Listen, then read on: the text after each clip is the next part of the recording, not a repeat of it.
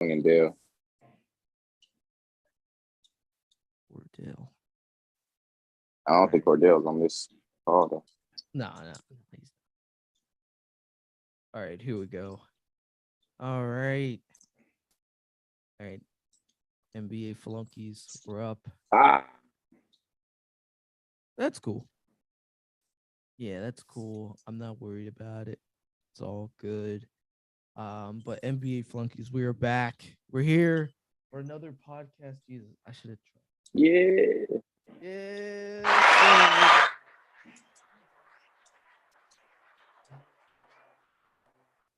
NBA Flunkies podcast. This is the start, basically the start of the NBA 2K, but 2023, 22-23 season. Jesus, I gotta get my times and whatnot right. Thank you so much for all coming out and whatnot. It's always fun. You're probably not gonna. You're gonna see a different camera today. I actually have my capture camera. I have a capture card camera. It's a lot of C's, which basically you'll be seeing my 2K screen. What I'm working on is our actual 2K simulation streams, of which basically is I take all the teams that we have in our league and I just kind of throw them into the simulation. Number one, to predict what kind of season we're going to have. And then number two, hopefully it'll be a good predictor as to who will actually win this year. Usually I do a couple seasons. I'll do a season where it's accurate. Well, it's kind of like a prediction. So I'll like kind of scrub through the entire season. And then I'll do another season where we actually go through by the injuries. And we actually go through as if we're doing the season. And then usually once the season ends, I'll usually do another one where all the injuries are turned off and you're playing with the final team that you had to see if the second, the first and second streams are accurate. And usually we've gotten a lot of like eerily accurate streams. Obviously my favorite one was in 2019 and 20. Those are my favorite ones. Then the 2019 season and then the 2020 season. Where DeRozan closed the deal and put the Flunkies 2K podcast on the map. Yeah. DeMar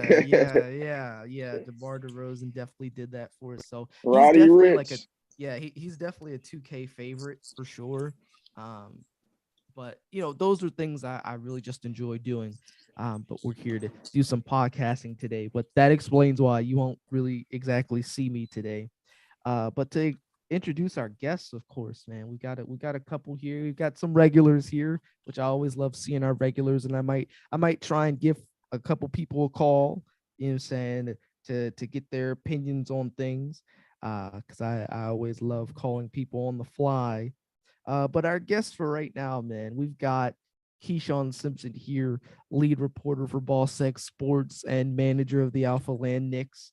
Hello, sir. How you doing? What's going on here, Skip? Were you Tim Warjack? Yes, sir. He been God's country too long. Yeah. Listen, man. I'm here to say what needs to be said and do my job because y'all reported it and I rewrote it. Amen. Ball Sex Sports. We're here. Up next, we've got Sterling McKee here, manager of the Sheev. What is it? Sheev Blizzy Fanatics. Man, we're still there. Blizz Crusaders. Yes, sir. The Blitz Crusaders, bro. Yeah, yes, sir. Crusaders. Yeah, that's crazy. Welcome. Happy to have you. And then finally, we've got Seasway Chapman here, reigning, defending, undisputed NBA Flunkies 2022 champion. Amen. The Valley Boys. The Valley Boys. You know what I'm saying? Actually, I've been meaning to tell you, I have your championship here. Do you want to see it? Hold on. Wait, let me see if I can go grab it. Let me see if I can grab it. Will you be able to reveal it? You got the capture card thing in. Yeah, I can switch my camera really quick and that'll be a nice preview, a nice thing. Show the audience, you know what I'm saying? Wait, a great way to start episode 1. That's a crazy ass one. I think I still have this in its wrapping because it's super not sensitive, but it is, it is sensitive. It's kind of very it's fragile, to say the least. Mm. Like Seasway. Oh, Yeah. don't be mad that you ain't got one. You want yours made of tinfoil? Well, listen, bro. Look, I'm requesting the championship belt when I win, bro. Bro, question's crazy. Let's see. NBA Belt. Flunkies title. Excuse the mess that you see in the background. Hopefully this bright light that you see coming through my camera will cover everything up. As it's been quite the weekend, to say the least, for me. But here we go. This nice little small thing, and let's see if I can see it. It has your name on it, the Valley Boys. Yeah, Fantasy the basketball Valley. champ. Yeah, it's nice. It's Yeah. like glass, and it's really interesting. It's really, really, really interesting. So, yeah, that's a very nice trophy. You know what I'm saying? It's very very. nice. I'm very proud of that one right there. Yeah, we'll have to do a pod where I actually hand it to you. That'll be That would be a good one. absolutely. That would be a really good one. But I did want to show you that, and just to let you know, That's that's a beautiful trophy. I actually do have it in my possession here. Yeah, because I had ordered it a while ago, but they had been working on it for so long. But it's all good. We finally got it. I got it like a couple Let's weeks ride. ago, a week or two ago. Yeah, let's ride. Let's ride. Let's ride. No, that's great. But without further ado, man, we've got a couple things in here to really get into. Lots been happening, or quite a few things have been happening, not only in our Flunkies League, but also across the NBA. Lots of folks in the news and crazy games, injuries, controversial stuff happening. So, I just think this goes to show that, the NBA is at its best when there's drama and commotion, not only on the court, but off the court. This is Boy, do we have a lot of drama off the court to talk about. Yeah, it's a lot of, but every year it seems like it grows to be more and more drama off the court than it is on the court, which is kind of crazy to me. Just a little backwards, but no, I mean, nonetheless, man, it's so much crap to talk about. I hope we can get into some on the court basketball action, because I know off the court, but there's been some really good play, and I kind of hate that the off the court stuff has been taking over some really good games and players who are really going crazy this season. 100%. And so, actually, let me plug these. Siakam hasn't made the news once, and he's hooping right now. What'd you say?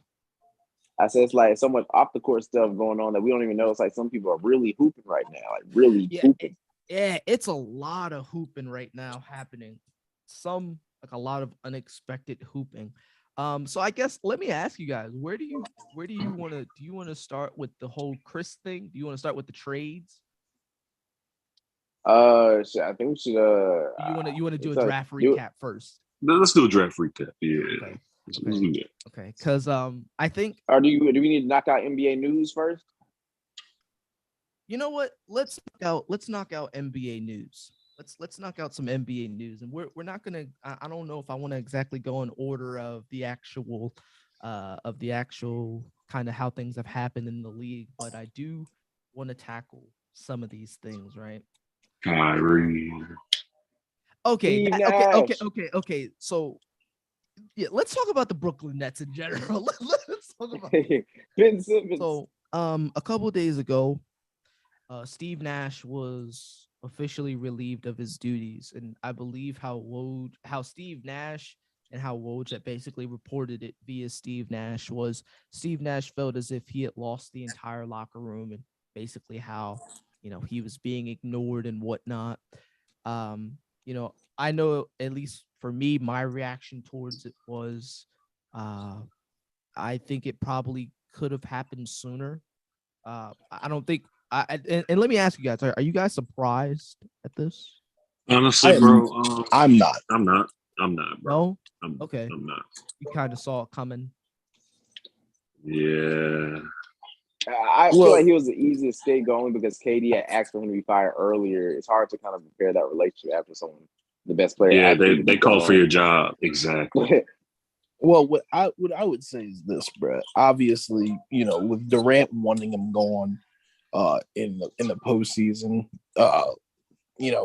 obviously the writing was kind of on the wall. It was just interesting to see who was going to be the first domino to fall because remember, Sean Marks was also being called for his job too. He was. He was. They wanted him bad. KD wanted him gone.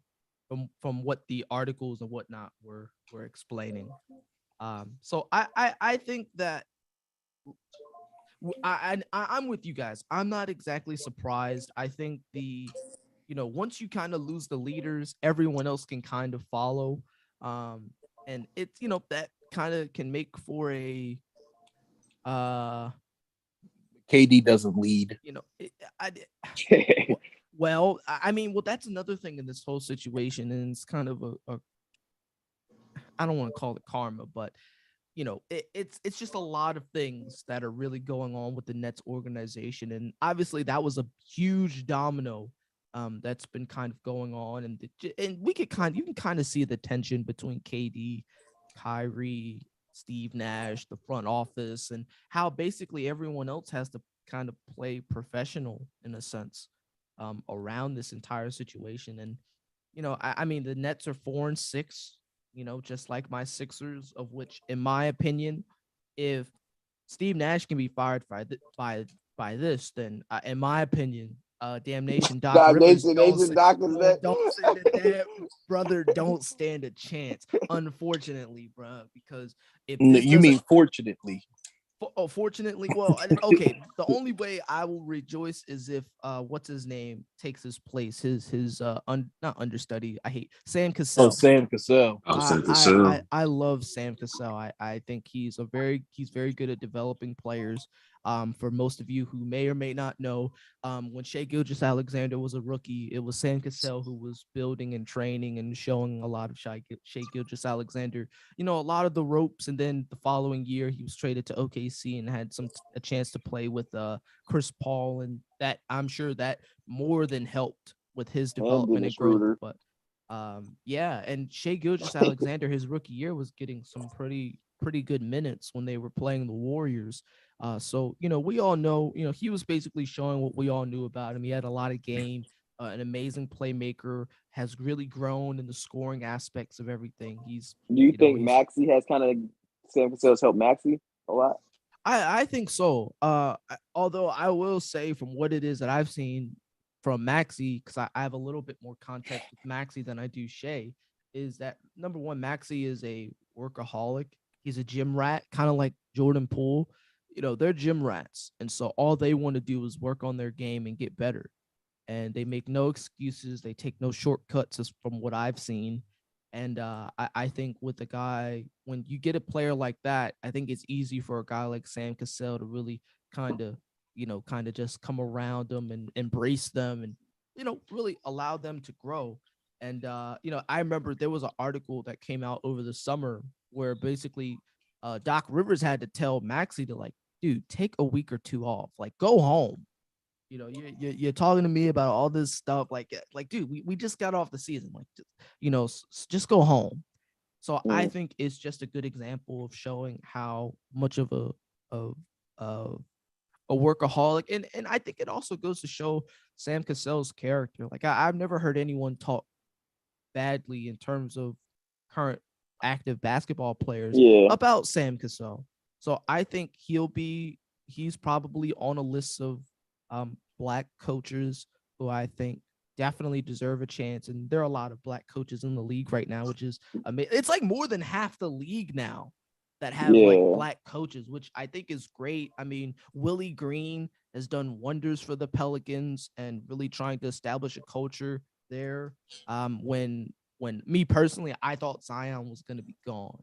So I thought Zion was cooked. It's just showing the opposites, comparing those situations to what the Brooklyn Nets have, and it's so much tension between players, coaches, front office. Yeah. Like, it's a lot of crap happening, and unfortunately, as we all know, normally, and Frank Vogel was probably another example. It's like, when teams are disappointing and they're not playing up to what expectations are. Unfortunately, coaches are always just the first on the cutting board. I definitely feel like Steve Nash was kind of handed a bad hand in a way, because you have to understand, when he was brought on, the team looks completely different than when Steve Nash, started the job. I think he was the only person who was coaching Kyrie and KD. Next thing you know, James Harden is in the mix, and Jared Allen is gone, and Karis LeVert is gone, and after Harden's there, he gets frustrated. And then you have to operate with Ben Simmons. Well, doesn't really fit this team. Yeah, it's just like Nash is getting thrown a lot of crazy stuff most coaches don't normally deal with. Well, I'll be honest, and I'm not trying to get into the whole spiel about black coaches and stuff like that. But let's be realistic. We're talking about an NBA player who walked into his first coaching job, and you're coaching Kevin Durant and you're coaching Kyrie Irving. You then gain the asset of James Harden as well. Like, this is one of the most ideal coaching jobs. Like, you're telling me in your first season you could have the opportunity to. In theory, it sounds like that. Yeah, in theory, it sounds like it. But the big problem to me when it came to Steve Nash is like, it all really, Steve Nash was cooked the minute that Kyrie got on that on that live with KD and said, we don't need a coach. Because he was cooked at that point. The minute that he said that, understand this, Brad. This is a whole idea of this man, because supposedly Nash was on that Warrior staff when KD was the Warrior. He was. KD, whether we want to admit it or not, he requested Steve Nash. Yeah, of course. And I also want to push the narrative too, because we sit here and crucify LeBron over this. GM, well, KD asked for this. So he should be held to the same standard of responsibility as LeBron would be with his situation. Oh, 100%. 100%. You know why? He's not though. The reason why he's not getting that, to me, is because KD refuses to lead. No, in every situation, people have found a way to try and get Kevin Durant to fade in the background like R. Kelly in that daggone album cover.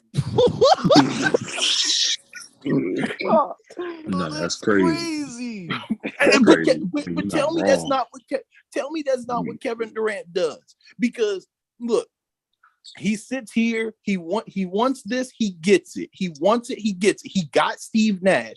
Kyrie and him are in Brooklyn. He got Brooklyn. The coaching staff and Sean Marks were willing to work around what he wanted. They go get James Harden. They give up Karis LeVert, Jarrett Allen, Rodion Kurucs, he's somewhere to be named. We don't know. and some picks. But out of curiosity right now, gentlemen, where is Jarrett Allen at? On the Cleveland, Ohio. And where is Karis LeVert at? He's also in Cleveland, Ohio. So those two guys found their way back together, playing together. And right now, according to my calculations, they're doing pretty damn well. They won the best teams in the Eastern Conference. Yeah, they won 7 straight games. Yeah, they're cooking. They're cooking right now. This is how the narrative reads since KD and Kyrie have came to Brooklyn. Wait. Is this a Boss X Sports exclusive? Oh no! I'm just calling it straightforward. Okay, good. Listen, we can't let them have it like that right away. But look, this is how it reads. Because this is what happened. Kyrie and KD come over to the Nets. Don't go to New York Knicks. Yes. We have James Harden then traded to Brooklyn in exchange for LeVert, who went to the Pacers, Jarrett Allen, who directly went to the Cavs. Longer down the road, after the whole COVID issue, Kyrie not playing for the season because of the vaccination crisis and stuff like that with him, the trade should read Karis LeVert and Jarrett Allen to Cleveland, James Harden to Philly, Ben Simmons to Brooklyn, and KD and Kyrie still stayed put. And guess what that trade got them? A first-round exit. A sweep. Not even, there was nothing gentlemanly about it, bro. Yeah, there was nothing gentlemanly about that sweep, bro. Giannis put foots in KD, and then JT came out and put foots in. Yeah, I just don't think KD is a leader. He's the best number 2 of all time. Oh God! The best number 2. Yeah, he's never been. Because when he's been number 1, he's never gotten it done. He's the best number 2 of all time. You don't think he was number 1 on the Warriors? No. That honor belongs to a guy who's all of 6'3", light skin, and wears the number 30 on his back. And honestly, I got proof to back that up. Look, the best player on the team is going to be double teamed. As far as I'm concerned. No, they weren't doubling KD. They're doubling Steph. So both title runs?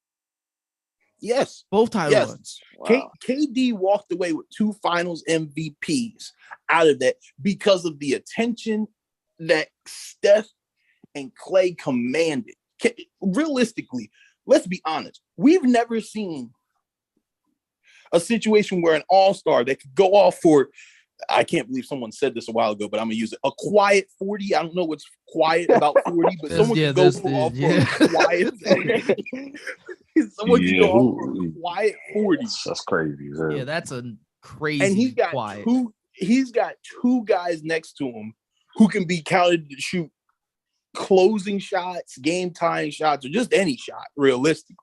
Like, if you double double Steph and then double Clay, that's 4 people. And these 3 other heads is open. And KD's one of them. He gonna have a ball game with someone guarding it 1-on-1. That's like being outside. It really is a practice facility to him. But yeah, it's funny. It's funny because I was listening to there's this podcast, Pick a Side podcast. Shout out to those guys. And they were talking about Kevin Durant legendary status. And they were basically saying that one guy was saying KD is not a legendary player because whenever it's push come to shove, when it's time to perform, he's never gotten it done. You know. And now there was one guy who was saying that, you know, we shouldn't be so quick to discount his legendary performances because he felt as though KD actually is a legendary player and performer. It's tough for me to root for a guy, and I do want to address your LeBron comparison point, Keyshawn. But I do want to say it is difficult for me to say a guy like KD is legendary based on the evidence of performances. It's like, yeah, he got to the finals 10 years ago, and they were bringing these kinds of points up, but it's like, you know, he played like dog shit against the Warriors those last 3 games in 2016. And it's tough for me to know, like, outside of those Warrior years, what it is that he actually would have done had it not been for him going to that kind of team. And we can say that about Steph about Steph as well, but it's like, not necessarily though, bro. I mean, in terms of those Warrior years when him and KD were playing together, like, they were kind of perfectly made for each other to play with each other. So it is hard to credit one person and discredit another person, which is what one of the guys was saying. I don't know, man. It's crazy because it's like I see why people say that, but it's like Steph has already won before KD got there, and then they just did it again after KD left. So really, KD just gave him 2 rings. Like, here you go, bro. We're gonna add 2. And I want to. Oh, go ahead, Keyshawn. Go ahead. Well, I was gonna say Steph, like Sterling was getting at, like, Steph not only already won before KD, But understand the roster that the Warriors has built in Steph's first championship, bro. Yo, on paper, you would not sit here and tell me that team was the one who won the championship, bro. Like the team outside of Steph and Clay, Splash Brothers, put they felt face on the map and stuff like that. You wasn't sitting here saying, "Hey, bro, this was the team I just banked on going all the way." It wasn't. Yeah, it wasn't. This roster was not as like. To me, I don't think it was like completely deep before they. I think this is before they did the bench mob stuff when they had Livingston, Barbosa. No, Barbosa was there with the first one. Barbosa was there with the first one. Most Spates was there. Is the first ring the one with David Lee? No, that's the third. The 15 was. The first one was with David Lee. And that's the one where Harrison Barnes dunked on somebody. Yeah. I thought you meant David. Yeah, that was his rookie year. Okay, that was his rookie year. So the first that's what I'm talking about. The first one, Brad. No one was telling me that roster was going to win a chip. Not at all.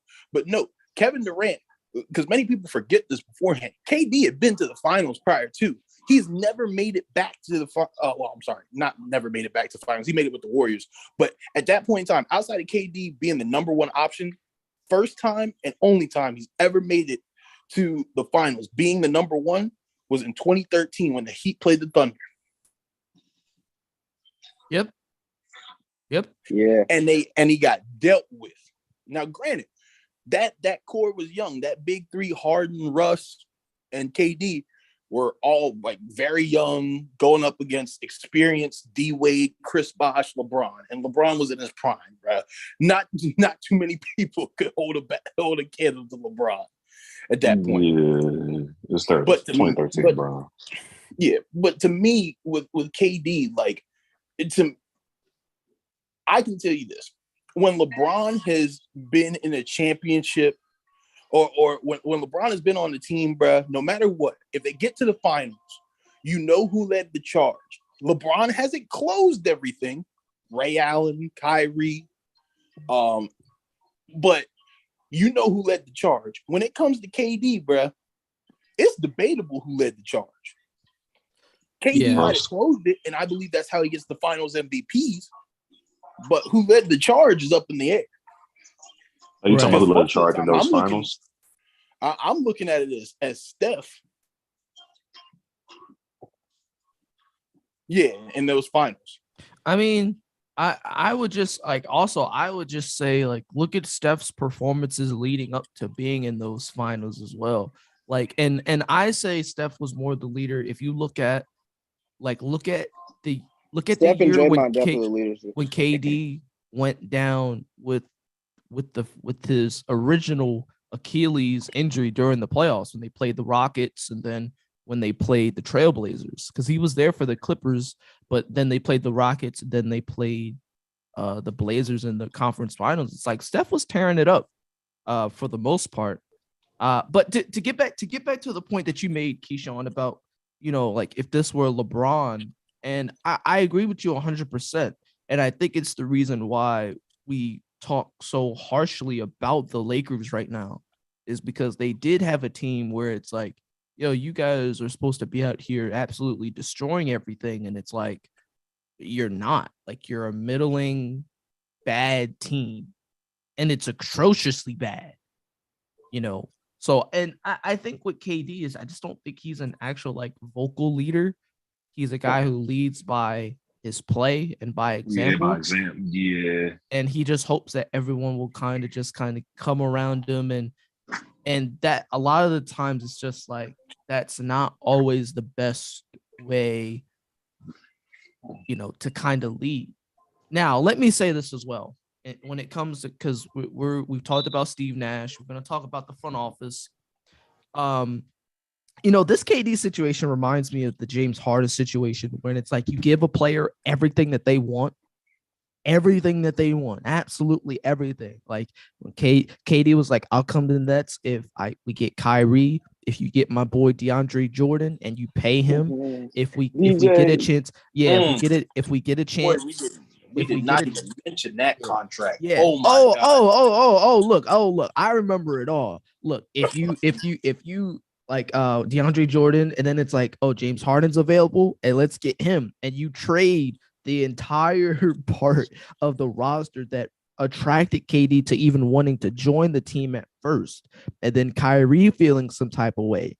And then, you're starting to get on things and say that you don't need a coach after it's like, and then also remember with that Steve Nash hiring, it was KD who said something to the front office about that, who vouched for Steve Nash based on the times when he was with the Warriors. Most people don't know that Steve Nash was an actual consultant for the team. There are videos and footage of him working out, not only Kevin Durant, but Steve Nash working with DeMarcus Cousins and Klay Thompson and Steph Curry and all those guys. Yeah. And Steve Nash was certainly there. And I believe he has a ring somewhere. I think they did give it to him. And so it was Kevin Durant who wanted Steve Nash there. And then it was Kevin Durant who was like, nah, I don't want to be here. I don't want to deal with all this. This is not good. What we've done is no good. And it's like trying to call the kettle pot black. It's like, dude, this is you. This is you. You created this is the culture. Like LeBron. This is the thing that you built. This is what you wanted. Like that's why, like, I think sometimes it's a little disingenuous when it's like people may think that KD and guys like Steph and LeBron don't have any say on the types of folks who are here, and it's like, no, they do. They absolutely do. They absolutely do. I'm not saying they have everything to do with it, but they definitely have some sort of say. They most certainly do. And so to me, it's like, well, KD, this is the bed you've made. It's time for you to lay in it. That's why Josiah said, hell no, bro. And so that's kind of where I'm at with the Nets. And then you get to Kyrie Irving. It didn't even start with Kyrie. It started with Ben Simmons this season. Let's go. And that's the part we haven't even talked about. We haven't even touched Ben Simmons yet. What is up with that turkey, bro? Ben Simmons cooked, bro. Listen, bro. I knew Ben Simmons was gonna be like this, bro, when he turned down the invite to work out with Kobe, bro. You feel me? That's at that moment I was like, yeah, this man's cooked, bro. It's just crazy when I think about Ben Simmons on this team because, like, you're on a team with Kevin Durant and Kyrie. Okay, we get Kyrie and Kevin Durant probably aren't the best in terms of team building and having people just follow them into war. I don't feel like the team has each other's backs. I feel like they just know, KD is a great player, but we don't really believe in this nigga as a leader. But Ben Simmons comes in and he sets no tone. It's like, even when he's out there on the court with Kyrie, like, there was a play with Kyrie was like, shoot the ball, Ben. Shoot it, Ben. Yeah. Like you're like, there's already frustration building within your teammates. So it's like, this can only go bad because you haven't really improved your game at all. Like, your game hasn't been improved. You still are afraid to get fouled. And it was a report that came out that said, yeah, Ben Simmons is afraid to get fouled. Like, he's still afraid to take free throws. That's crazy. That's insane. To me, one of the big things when it comes to Ben Simmons is this. Ben Simmons took that entire year off. He went on his whole crusade of not playing for Philadelphia until he didn't want to play in Philly, doesn't want to play, won't show up whatsoever. The problem is this. Ben Simmons, and this has been reported before when he was in Philadelphia, because people talked about his personal life.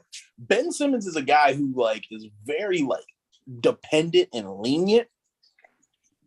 He's also very defiant, and some of his relatives had even mentioned that before. But a big thing with him, to me, is, dude, you took an entire year off. Yes, you had mental issues going on. I hope those mental issues get better. Whatever you got going on, I ain't gonna hate on that. But there is an aspect of you doing your job. You're still under contract, which means someone pays you to play basketball. And for you to have came out here and looked like you haven't done anything, because realistically, what it looked like is that for that entire rest of the season that Ben Simmons was on that roster for the Nets, he didn't work out. He didn't do anything. He didn't start any training until this year. Which is horrible. Wasn't doing anything.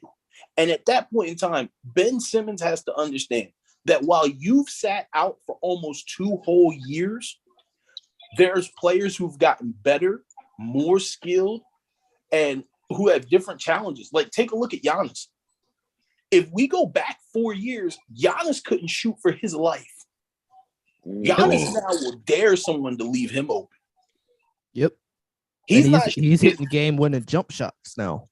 Giannis is not and this is my guy. Giannis is not 40% from deep, but you best believe Giannis sure as hell ain't scared to shoot a 3-point shot. He will go to that line. He proved at the biggest stage. He didn't miss a free throw in game 6 of the final when he won the MVP. Even though it took him 50,000 minutes to shoot each free throw, that nigga, he did it though. Yes.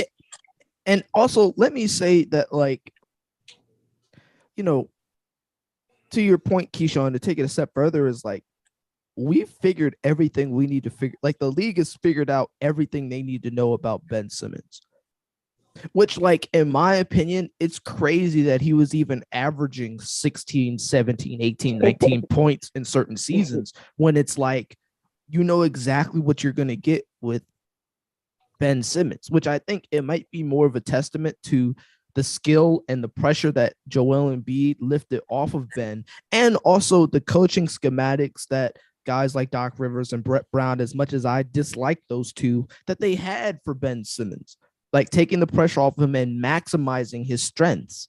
And I think with the struggles that Ben Simmons has had, I think it's a further testament to how bought in the Sixers actually were to a guy like Ben Simmons. I mean, they even chose Jimmy Butler. They basically chose Jimmy Butler over Ben.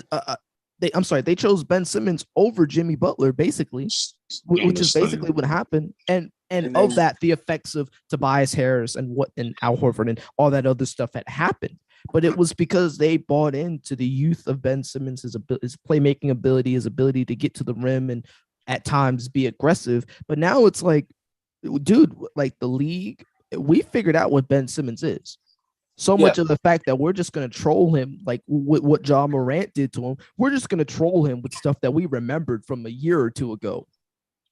And to me, C's way, and I'm going to bring up this because you and I talked about this personally. The Bucks and the Nets were playing a basketball game at one point, bro. And Giannis is bringing the ball up the court. He's on the wing. Ben Simmons is ideally, like, he's matched up with him realistically. Now, instead of Ben Simmons going out there and at least pressuring Giannis, what Ben Simmons did is he retreated to the paint area. Now, Giannis personally could have stopped and pulled a three. He was that wide open. He could have stopped and pulled a mid-range. He was clearly wide open. We're talking about, like, in the gym by yourself jump shots. C's-Way, tell me what I saw was Ben Simmons. He retreated to the paint.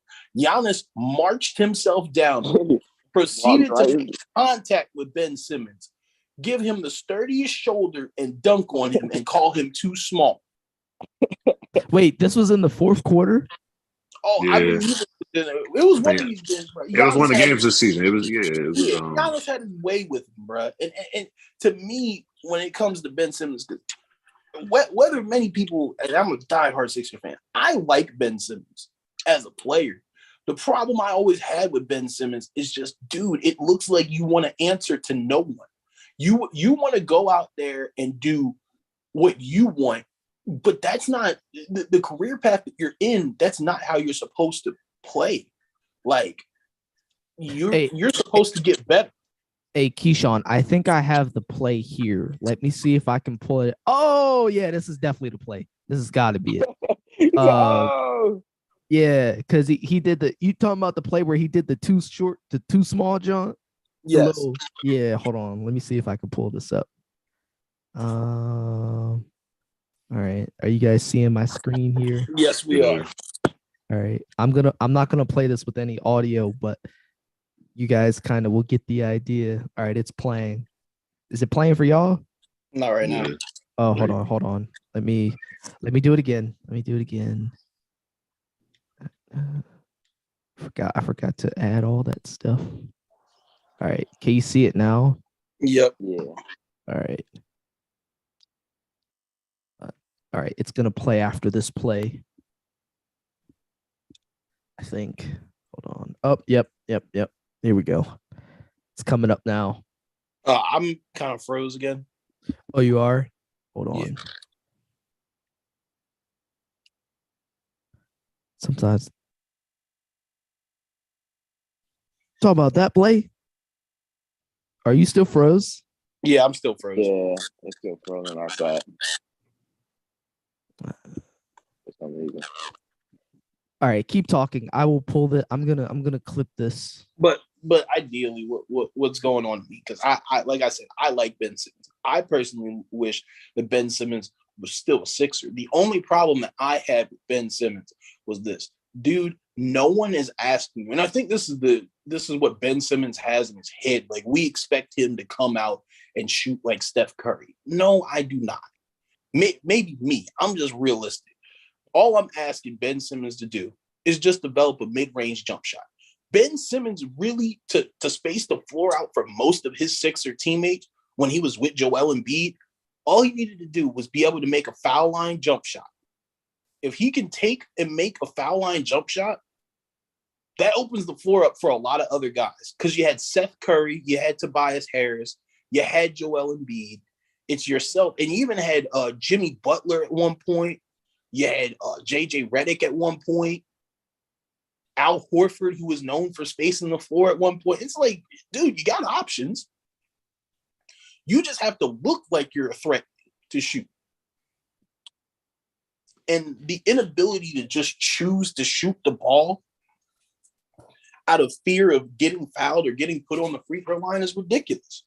That's why, like, as much as Kyrie wants to talk about, you know, he's like, y'all just got to give him a chance, this, that, and third. No, I think Kyrie is masking that. I think he's genuinely upset. He doesn't like the situation. And to me, I don't see him re-signing in Brooklyn at all. Kyrie?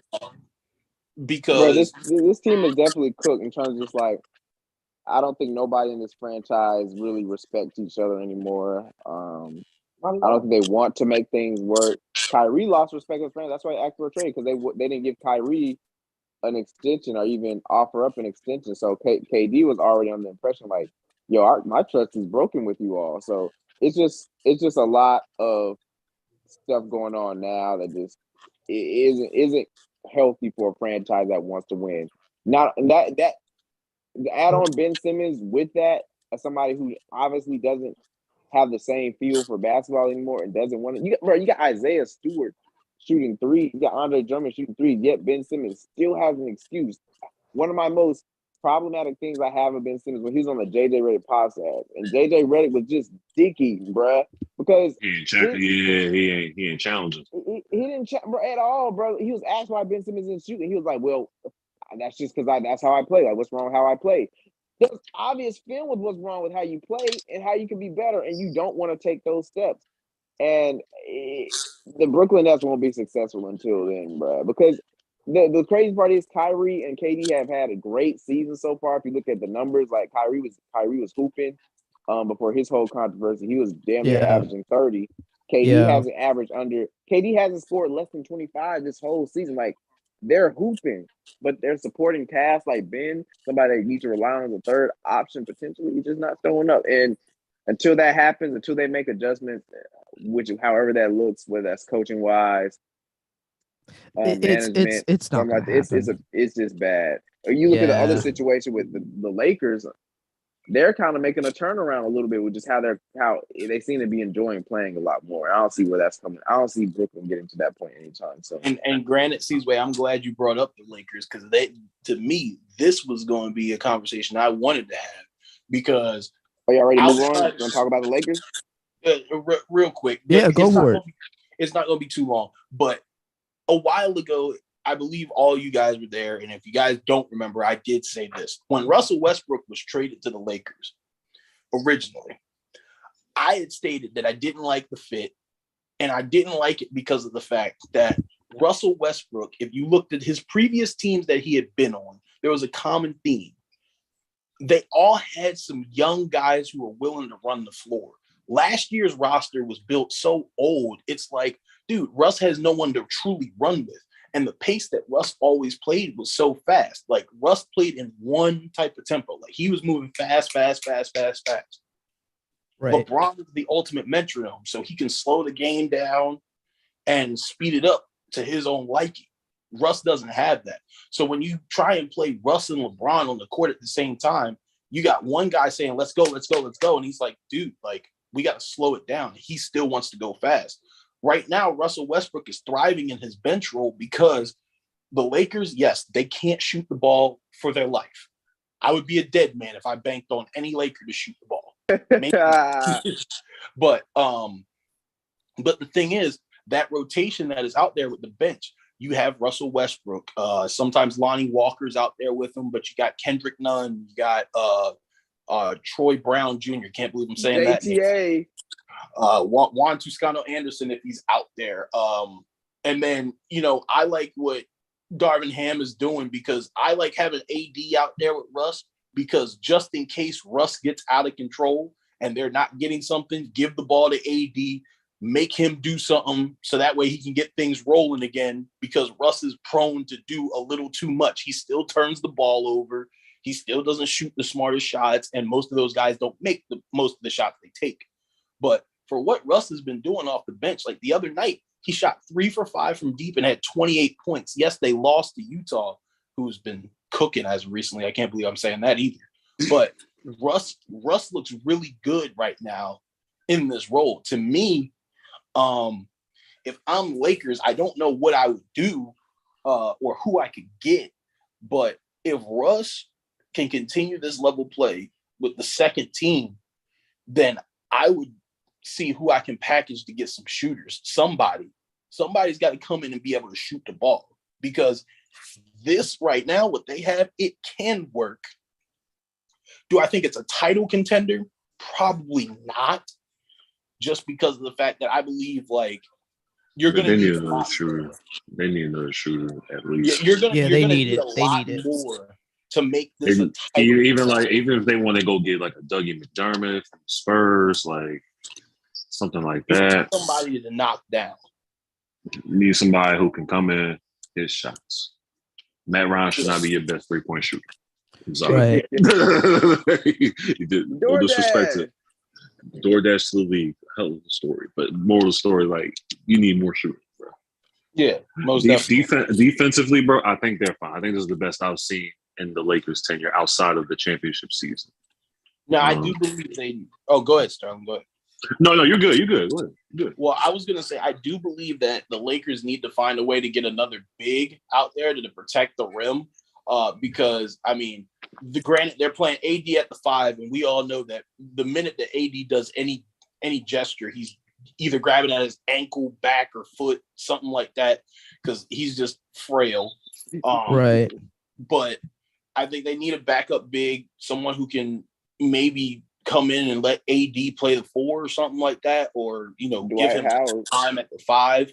But I believe currently what's going on with Russell Westbrook is perfectly fine. Like his numbers when he was starting, he was shooting terrible. And he also only scored like give or take maybe like 10 points a game. But coming off the bench, he's averaging 18, 5, and 5. Like if that's what you're getting from your sixth man, that's incredible because you're getting that production while LeBron gets the rest. And it's a tale of two stories, but the common theme between the Nets and the Lakers is that both of these experiments have been disasters. And the key thing that they share is that they've given away their future in order to get the following players: LeBron, AD, Russell Westbrook for the Lakers, James Harden, who's no longer a Net, Kyrie Irving, Kevin Durant. Yep. But at least the Lakers saw a championship out of it. You feel me? Like that's the one. Lakers at least won. They at least won. The Nets have gotten nothing out of that roster that they have. Nothing.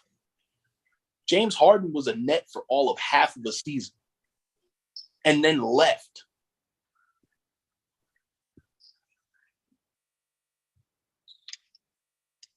Right. The Nets situation is irredeemable, bro.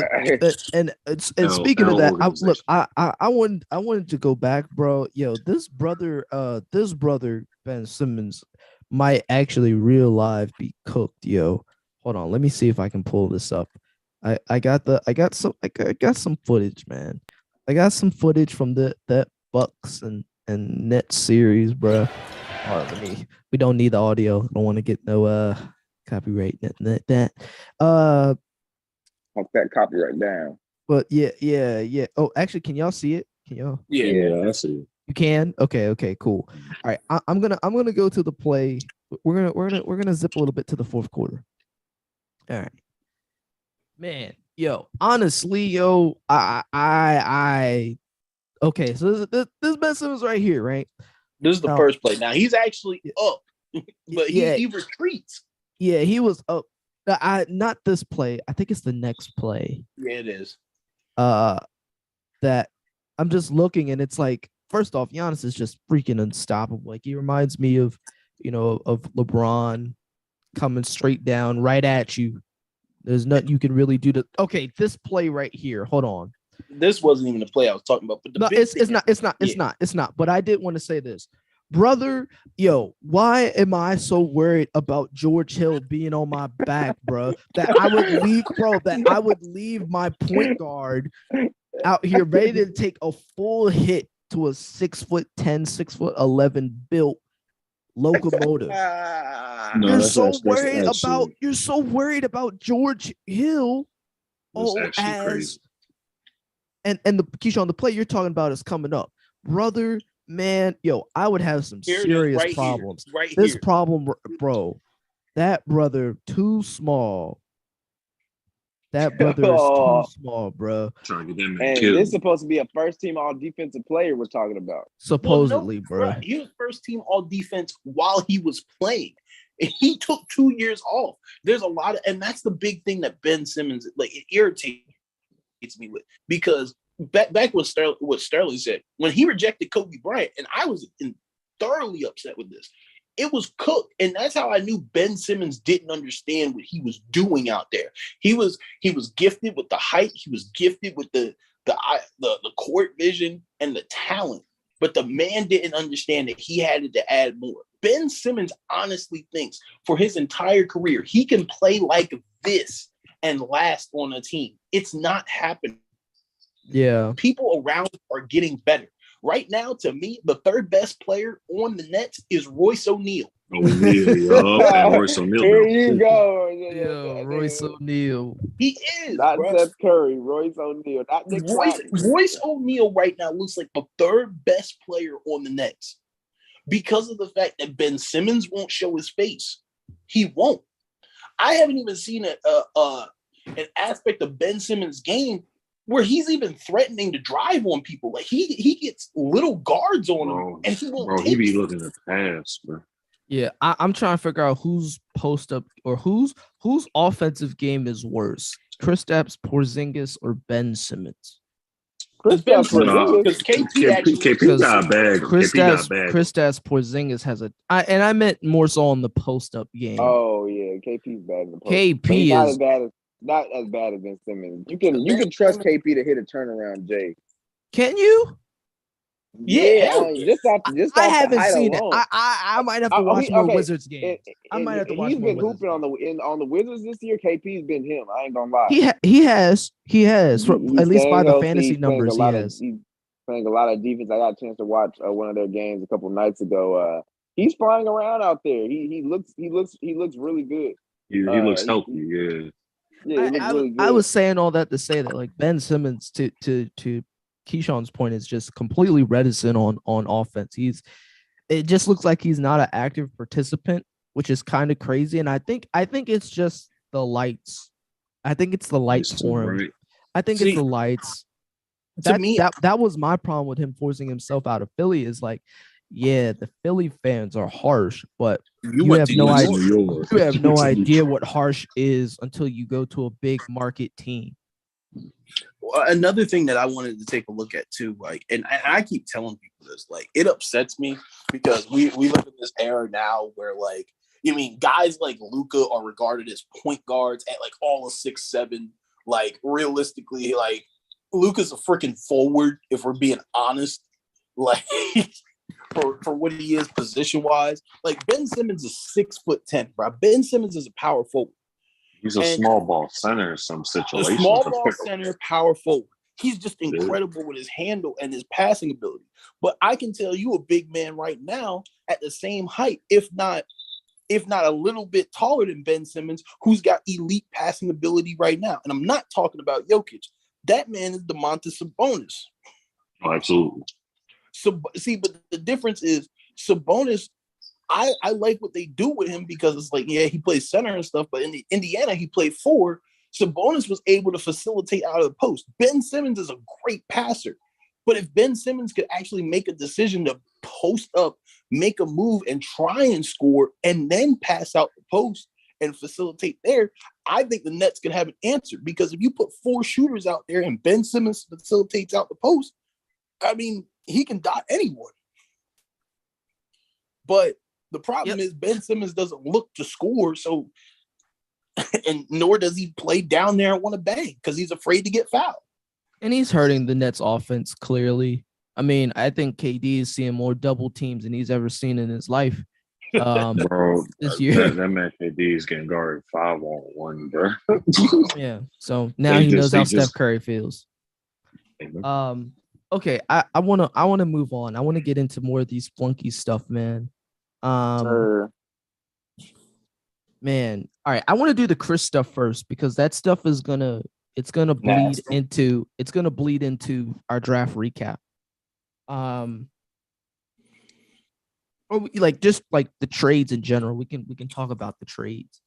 Let me go ahead and pull them up. This should be quite the riveting conversation because I know we haven't really had a chance to talk about any of the trades that really happened. Yeah, I really don't know. Yeah, bro, I was like, y'all were talking about it. I was just like, what's going on? Yes. Oh, yes. And we've had quite a few trades. So I'm going to pull this up from my screen here. Just a little, it's the recent activity list of all the trades that have happened. And I just pulled it up and it just disappeared. Okay. This is awkward.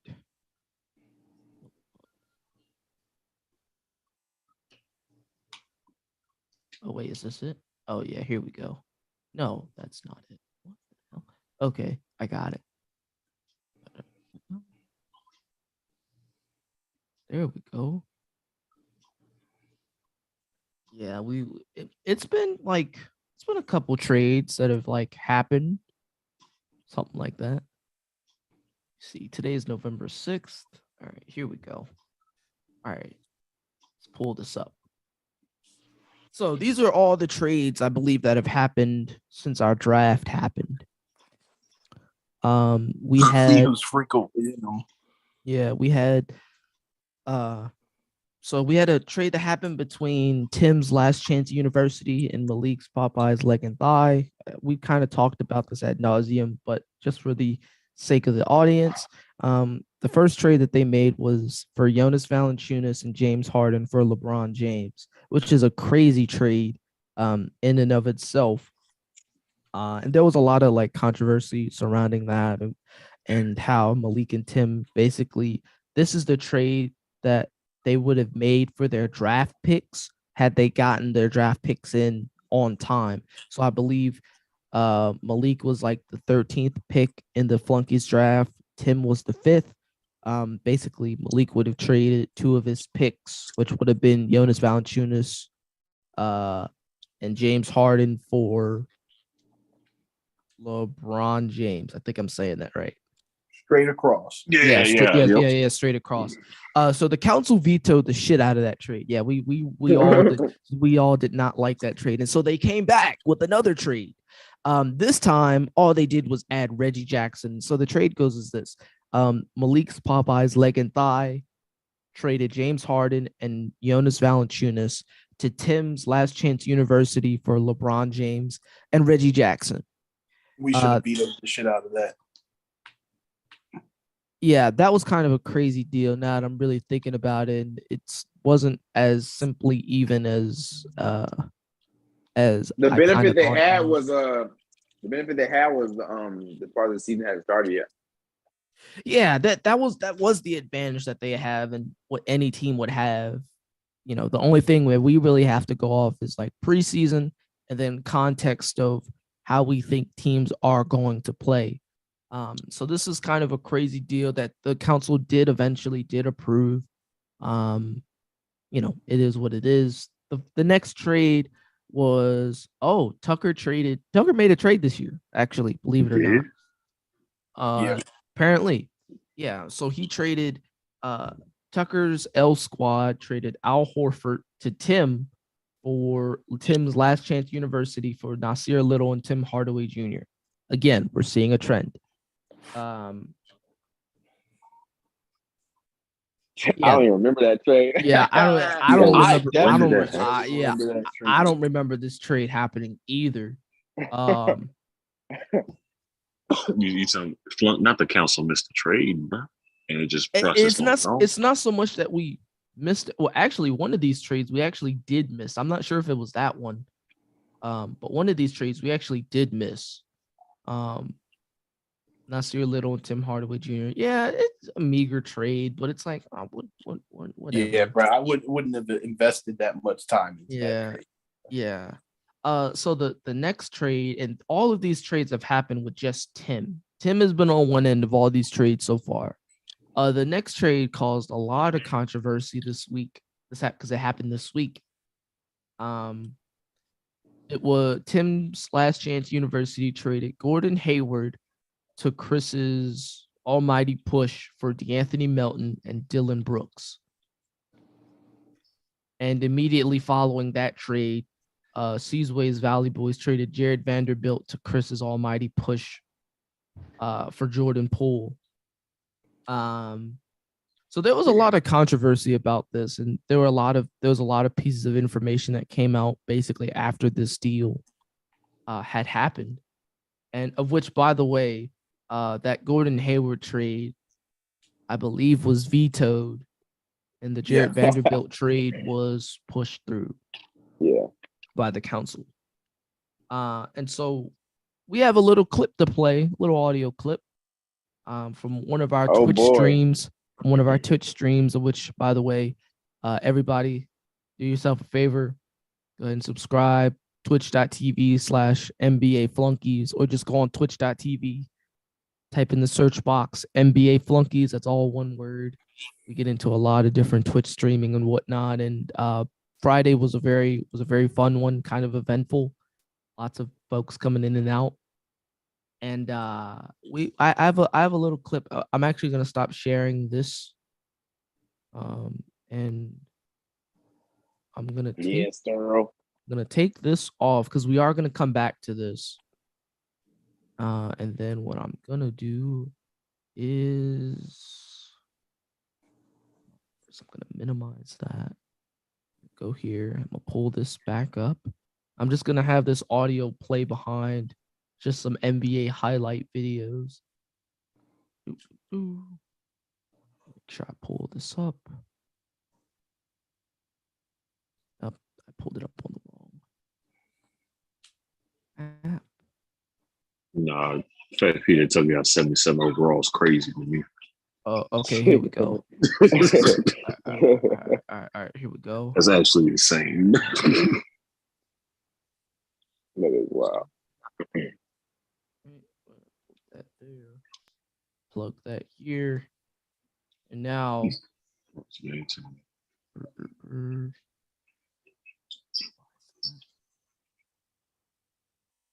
okay. Stop. Okay, here we go. Now we're gonna go ahead and play this stuff really fast.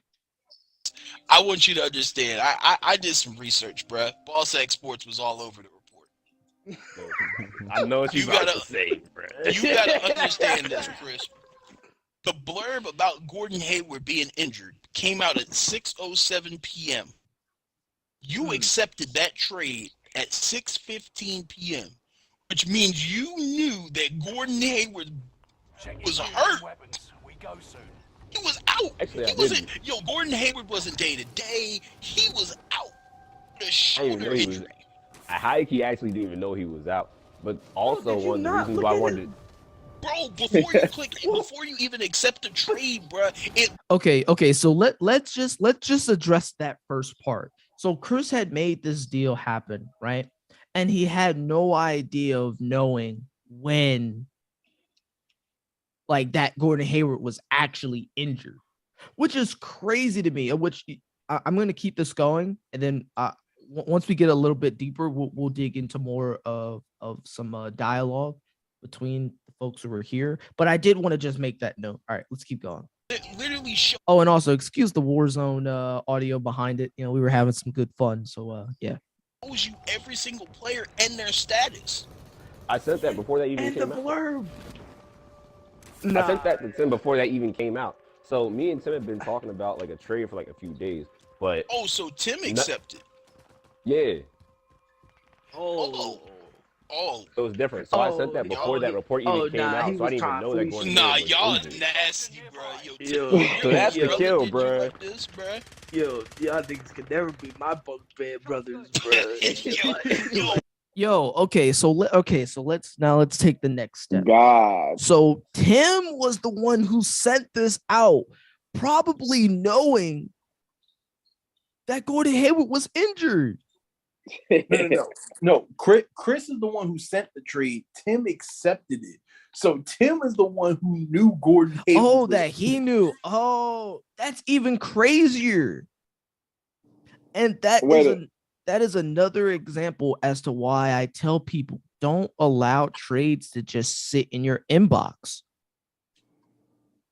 Because what Chris said earlier in this small clip, he said he was the one who said that we had been working on this trade prior till knowing this. He was the one who said that this has been in the talks for a bit. That's why I tell people, bro, don't have trades just sit in your inbox, because you never know when injuries and stuff like this come up.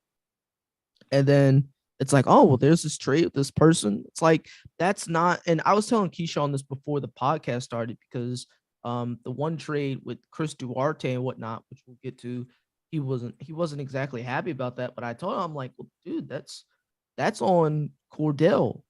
That's on the manager. It's like, don't allow trades or whatnot to sit in your inbox like that, because it's not my job to regulate what is or isn't in your inbox. As someone who, decides on trades and whatnot, that's not on me. It's on me to decide, like, okay, is this a trade that I think is good to happen, or is it not? And based on that, I'll either uphold it or veto it. But to hear the fact that, like, Tim is the one who Tim was the one who sent it or accepted it. Tim accepted it. Chris sent it. And so Chris sent it. Yes. So Chris's lack of awareness on what was happening is crazy to me. Yes. But also, but let's be real. Are you surprised? Let me ask you. No one's surprised. But it's crazy. We're in year 5. Bro, we know Chris how long, bro. Don't worry, Steph. Hey, I addressed that later in the conversation. Yeah, we're gonna. I'm gonna keep this going. Chris. Yo, and here's the bigger scoop, the ball sack scoop of the day, bro. Yo, we gonna have this one on the pod. Yo, ladies and gentlemen, Tim Halliger sold his own brother out and gave him an injured shoulder injury, Gordon Hayward. The blurb came out at 6:07. Tim accepts the trade at 6:15. Chris knows nothing about this Gordon Hayward injury until today. I knew about it after the fact. Like, I didn't see it until he accepted it, and it was in the group chat. So Your own brother did you shiesty, bruh. I ain't gonna lie, bro. That shit was kind of nasty, this is very sour over here, bro. Yo, nasty is an understatement. That nigga treated you like you was nothing, bro. A commoner in the wind. Yo, but once again, this. Fleece myself neither, bro. I'm sorry. I'm gonna push this forward a little bit. I know, like Gordon Hayward. Gordon Hayward is gonna be. He's consistent. Injured. He's a consistent player. He's just injured. That bum see, is and injured. that's the thing. See, with a lot of people that's on his roster, bro. Like, there were some other offers he was trying to do. That was gonna be with niggas that was gonna be even more fucking injured, bro. So I'm just like, yeah, nah. It's like, yeah. But you gotta understand, Gordon Hayward don't avoid injury. You see, take it from two niggas who already had him, me and Cesar. Gordon Hayward got hurt at the. Gordon Hayward got hurt at one of the most crucial times for me in the playoffs, and I got bounced because of that. Wait, is that true? Yeah. Wow. In my second season, so that was the season that I played Cordell, and Gordon Hayward got hurt. I had James Harden hurt, and Shea was out as well. That's crazy. Nigga got two pieces. Wow. Yo, Gordon Hayward betrayed me that year, bro. Because Hayward was he betrayed me because Hayward was hooping that year, and I remember Seasway begging for me to give him Gordon Hayward. Yeah, I was begging at that time. Yeah, you should have took that, bruh. Well, Hayward wasn't all hurt that. All that is all a part of the flunkies iceberg theory, bruh. It's like, what if you would have allowed Caesar to take that? Imagine how much that changes the trajectory of the playoffs. The iceberg theory. Iceberg theory. The deeper you go, the crazier it can get.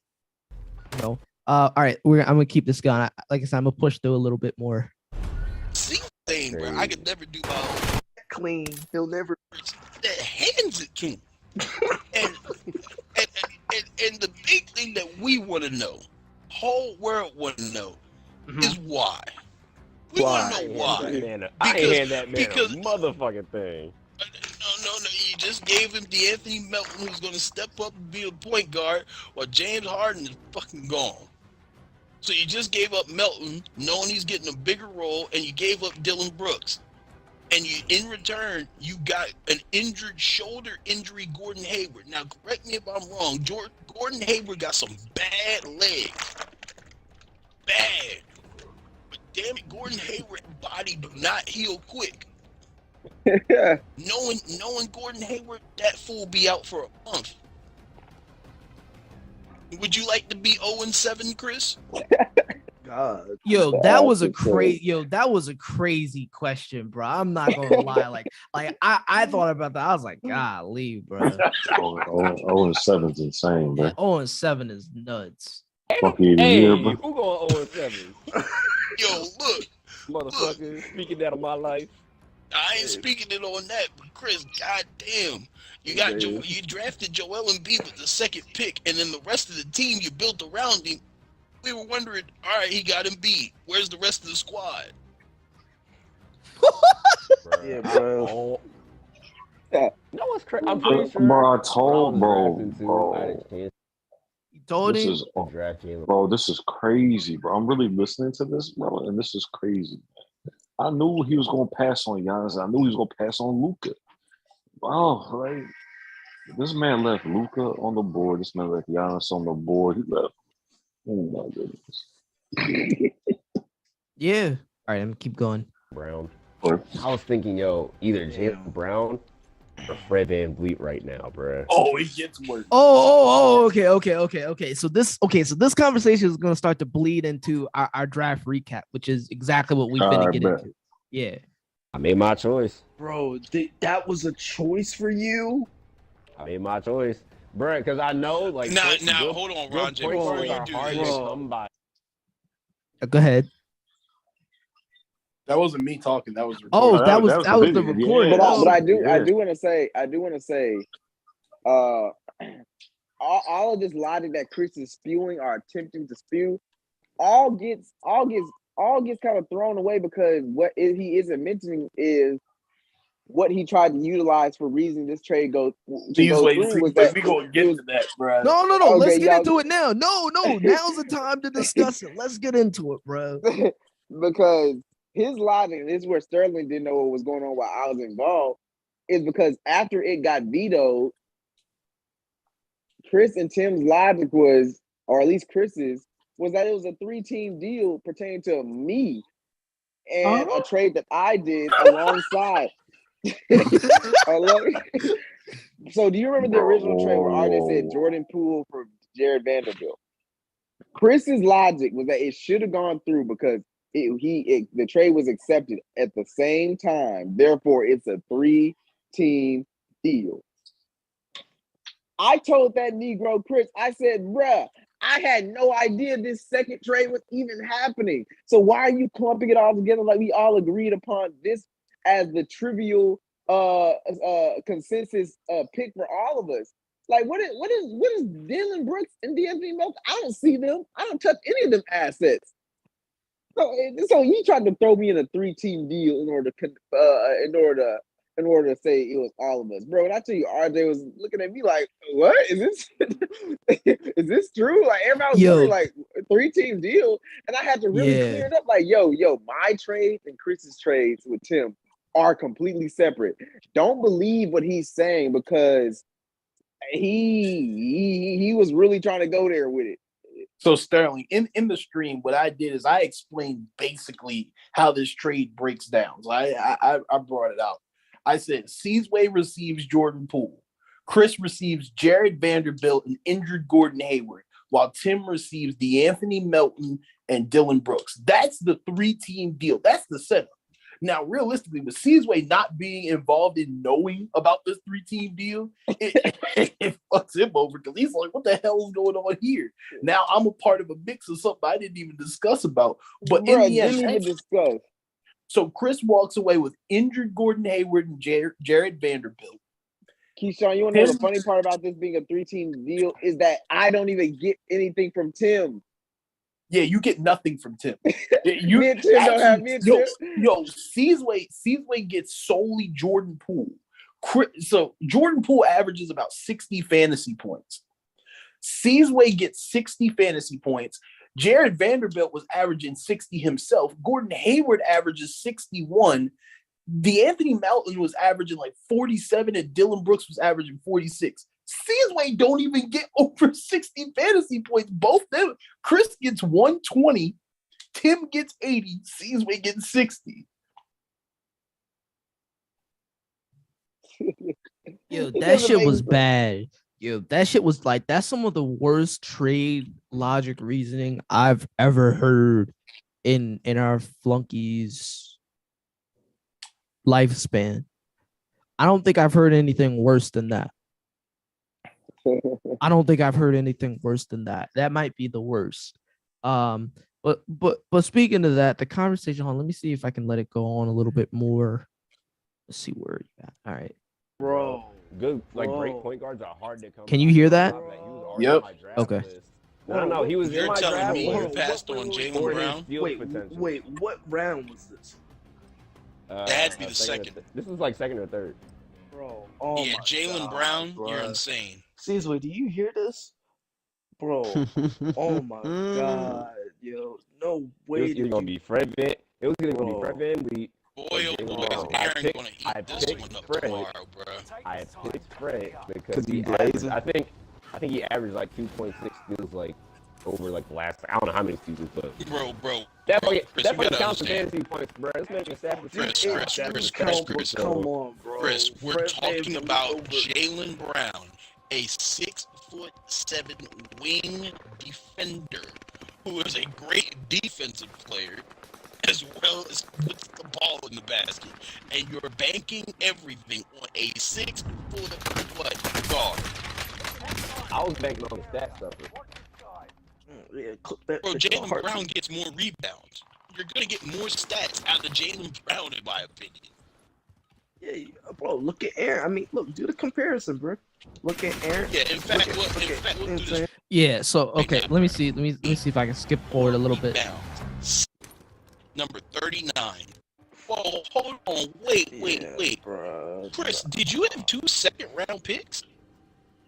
Okay, and so in this part of the conversation, I started to dig a little bit more into on like, okay, you took Fred VanVleet, which he did take him in the second round, as you can see right here. Let me see if it'll let me zoom in here. Fred VanVleet was taken by Almighty Push in the second round. This is the second round right here. Okay. So my thinking was this. I'm like, okay, Jaylen Brown or Fred VanVleet. I'm like, all right, is this that bad of a jump? Am I overreacting? And then I looked at the players that Chris chose. Fred VanVleet. I looked at the players that he didn't choose over Fred VanVleet.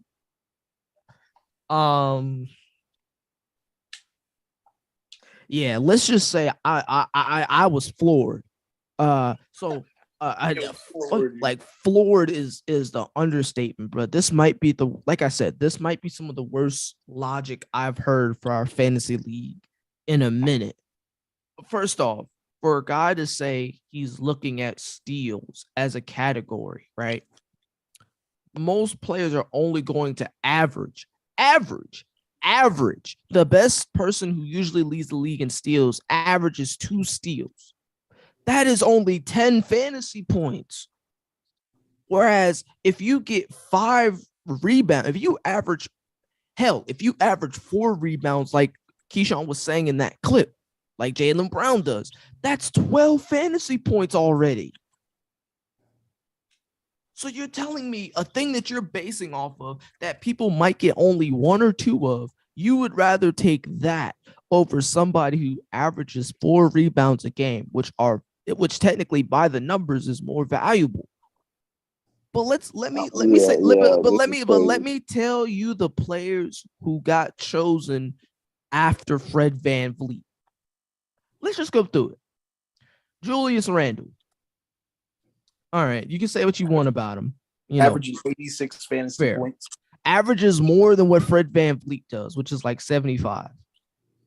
Shai Gilgeous-Alexander averages more than Fred VanVleet. Evan Mobley does not. So I'll give him that one. Which Evan Mobley was Chris's pick. That was and let me tell you who fell to Aaron after Fred VanVleet and Evan Mobley being chosen. Jaylen Brown. Bro, how does this make any sense? Okay, let me keep going. But let me keep going. Because it's more. DeAndre Ayton, Bradley Beal, of who I'm pretty sure both of those players average more. Brandon Ingram didn't go to the 3rd round. Jakob Poeltl averages about as much as Fred VanVleet does. Donovan Mitchell, shot chucking ass, averages more than Fred VanVleet and Evan Mobley. Who else we got? Jalen Brunson averages more than them. Josh Giddey,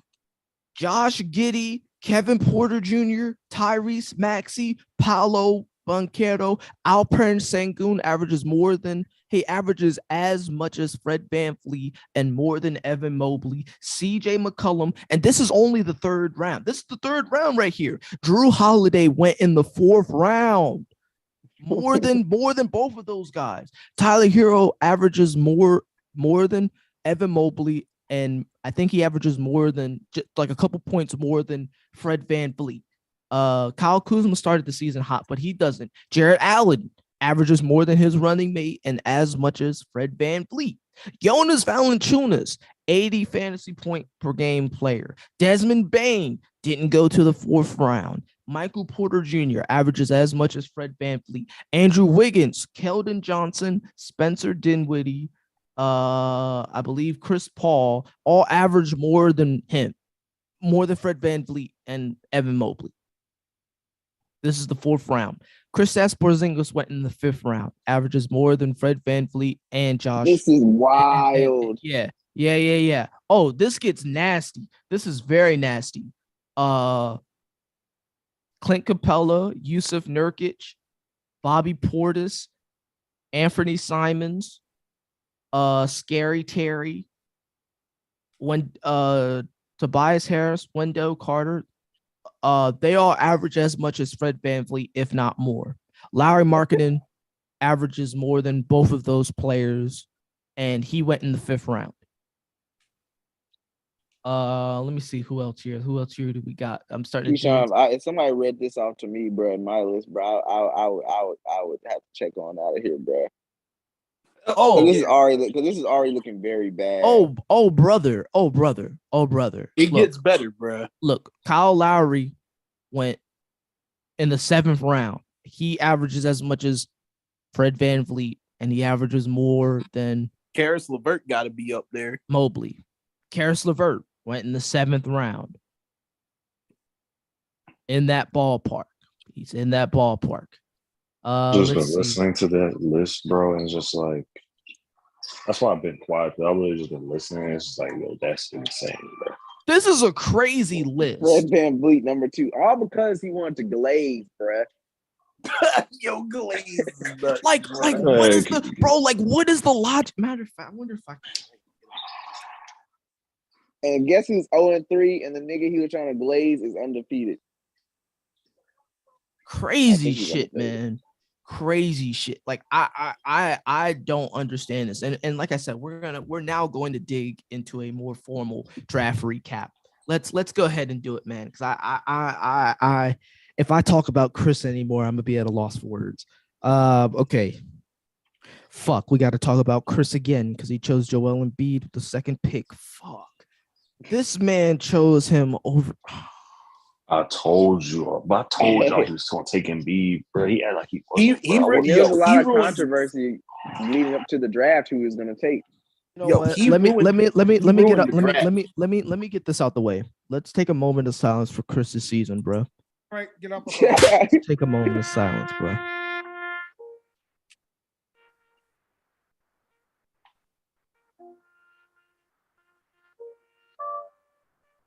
Rest in peace. Rest in peace. The fact that you cooked yourself with your first pick. No way. I've never seen that before. Like, I get it. Like, freak injuries can happen to your first round pick, like a LaMelo Ball, for example. I get that. But to completely disregard some of the best fantasy players we've had over the past 3 years is crazy to me. There's probably a reason why Joel Embiid has almost never went top 10. I don't think he's gone top 10 since like our first year when we had 10 teams. I don't think he has. I have to do a fact check on that, but I don't think he has. The fact that you took him over Giannis, who looks like a god, Luka, who looks like a god, of which I just want to say shout out to Luka Doncic for having the most 30-point games to start a season since Wilt Chamberlain. I mean, historic numbers that he's putting up, kicking ass, taking names. And you chose Joel Embiid over him. No one's saying Joel is bad. No. Actually, I'm not saying that at all. I'm not saying that. Not even if slightly. You had a later pick, then this is fine. But we're talking about the 2nd pick. Normally, with Giannis and Luka on the board, it's insane that you would go with Embiid. Bro, okay, these are all the players.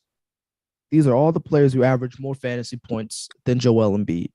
Luka Doncic, Giannis Antetokounmpo, Steph Curry, Nikola Jokic, Pascal Siakam, Jason Tatum, Anthony Davis, Donovan Mitchell, LeBron James, James Harden, Kevin Durant, DeJounte Murray, Trae Young, and Shai Gilgeous-Alexander. And let me also add, Donovan Mitchell was drafted, I believe, in the 4th or 5th round. Let me see if I can fact check that for you. In the 3rd round, he's the lowest selected player who averages more points than Joel Embiid. And you chose Joel Embiid with your 2nd pick in the 1st round. Congratulations. You played yourself. Congratulations. You played yourself. I am at a loss. I've never seen strategy so bad. Logically speaking, I don't think I've ever seen it this bad. This might be the worst. This might be the worst. But you know what? We're going to get off him for a second. We're going to keep going. Jokic goes, Embiid, okay. Giannis, Luka, LeBron, Tatum, Morant. Basically, this first round went. I don't think this round could have gone any better outside of Joel Embiid not being the 2nd pick. Like, all these guys are very deserving, maybe outside of Devin Booker. I just don't think Devin Booker is a first round guy. Me personally, He's I not. just He's I not. don't This think he years is. and years. Like I mean, in the a fact league that that's this deep though, in a league with 18 people, then he might be. no, not first round. No, not first round. okay, you know what, Keyshawn? He was chosen with the last pick in the first round. I'll give you that. But let me tell you all the players who I believe who are averaging as much, if not more than him, who went in the second round, who went right after him, right? Let me see if I can find him on my little list here. Devin Booker averages 87.3 fantasy points. Let me see, because Sam Brown does have both Rudy Gobert, so I'm not going to count him, even though he averages about as much as Devin Booker. Cade Cunningham is literally right under Devin Booker, so averages about as much. Domantas Sabonis, Pascal Siakam, Kyrie Irving, John Morant. Oh, he went in the first round. I'm sorry. Paul George, Nikola Vucevic, De'Aaron Fox. I think Bam Adebayo was up here, but he's not now. Oh, wait. Or am I looking in the wrong place? Oh, no, he's not up here. Those 5 or 6 players alone, Anthony Davis, DeJounte Murray, Darius Garland, Jimmy Butler, Julius Randle, they all average more fantasy points than him, and they were chose in the second round. Julius Randle was the last pick in the second round. Pascal Siakam, my favorite player right now, and he's hooping. I when y'all get a chance, I want y'all to go look at Pascal Siakam highlights. Which he has a strained right adductor right now, so he'll be out for 2 weeks, about 2 weeks ish, and then he'll be reevaluated. But I want you to go look at Pascal Siakam highlights. This brother has clearly been working on his game. I'm talking about mid-range pull-ups, taking folks off the dribble, shooting 3-pointers, growing his facilitating game. I mean, it's more than just spin cycle Spicy P right now. I was shocked. I only chose him based off what he was going on last year. I was like, oh, this brother is snapping. I got nothing else to do. Sabonis went before him, and I wanted Sabonis. So I was like, oh, let me get Pascal. And he is fucking shocked me. And like, I know folks are upset because Kyrie, Paul George, and Vucevic and Zion went all right after him, which I didn't even mention Zion. Zion definitely averages more than Devin Booker, and we let him go in the middle of the second. And Fred VanVleet. Crazy. And Fred VanVleet. Like, bro, like this is where the logic has got to start kicking in. Like, come on, man. It doesn't, bro. Come on, man. like just I don't know. I know Devin Booker started the season hot, but I just don't think he's warranted enough in terms of what he can do on the court to be a first round pick. Not yet. I don't think he ever has. Not sure if he ever really will. I think if Chris Paul leaves, maybe it's like, once Chris Paul retires. Yeah, sure. When he leaves, if he ever leaves, is my thing. Yeah. If he ever leaves, all right. I'm gonna keep digging in here. I'm sharing my screen as well so that you guys can follow along. So yeah, that was basically the second round. I mean, it's so many players, man. I mean, I'm shocked DeJounte Murray fell so low. A freaking shock. Darius Garland, I'm shocked he dropped so low. Everyone else, I think, pretty much went when I thought that they would go. Again, Devin Booker, not a big fan. I mean, I'm a huge fan of his game, but just not a fan of him going in the first round. Fred VanVleet, most questionable. Those are like, for each round, if I could get like a most questionable, that those would be the first 2 that I would have for the second round. Just based on the players who went after them, crazy. But the third round. Keyshawn, since I got you here, you're gonna have to explain this Jakob Poeltl pick in the third round instead of like Donovan Mitchell, Jalen Brunson, Josh Giddey, Kevin Porter, Tyrese Maxey, Paolo. Yeah, I ain't gonna lie to you. I definitely chose Jakob Poeltl because I was. This is the first year I've ever built around a guard. So I've normally built around a forward, or the 1 year I had AD. So I definitely had a moment where I was just like, bro, if I don't snag another big, like chances are I'm gonna be left with someone extremely meager, like as a big. Because like when I look, I didn't even know who was still left on the board on that point in time. Because what round did Wendell go? Wendell went in the fifth round. Okay, so yeah, I didn't even remember. Like, I'll be honest, I completely forgot about him. Well, let me tell you all the bigs who were picked after you so graciously chose Jakob Poeltl. Alperen Sengun, Jared Allen, Jonas Valanciunas. Let's see if I can keep going. Christian Wood, Kristaps Porzingis, Clint Capella. That's probably as far worth as it is to go down. Yeah, that was the fourth, and fifth rounds. KP, to me, I was just like, bro, I still don't trust KP on his legs. Christian Wood, I don't trust him too much on his legs either because he ends up getting hurt. Valanciunas, I'll be honest, I made a judgment call with that because with Zion being back, I didn't think Valanciunas would really mesh with Zion out there. Guess I was completely wrong because he's averaging 80 fantasy points. Jared Allen and Jakob Poeltl basically do the same shit. I thought it was more beneficial to get Jakob Poeltl because Jared Allen had Evan Mobley to worry about grabbing rebounds down there. Who else did I pass on? Jared Allen. Oh, I just mentioned him. Oh, Alperen Sengun. I honestly didn't know how many touches he was going to get realistically. I mean, I know Houston's young and he's going to be their starting center. So I was just like, well, yeah. I mean, Jalen Green's going to have the ball. KPJ going to have the ball. I just didn't see where he was going to get his touches realistically, or at least some of his stats. I don't think it's a bad pick considering like, I think I drafted Jakob Poeltl in the third round last year. The aspect that Donovan Mitchell went right after Jakob Poeltl hurts me now.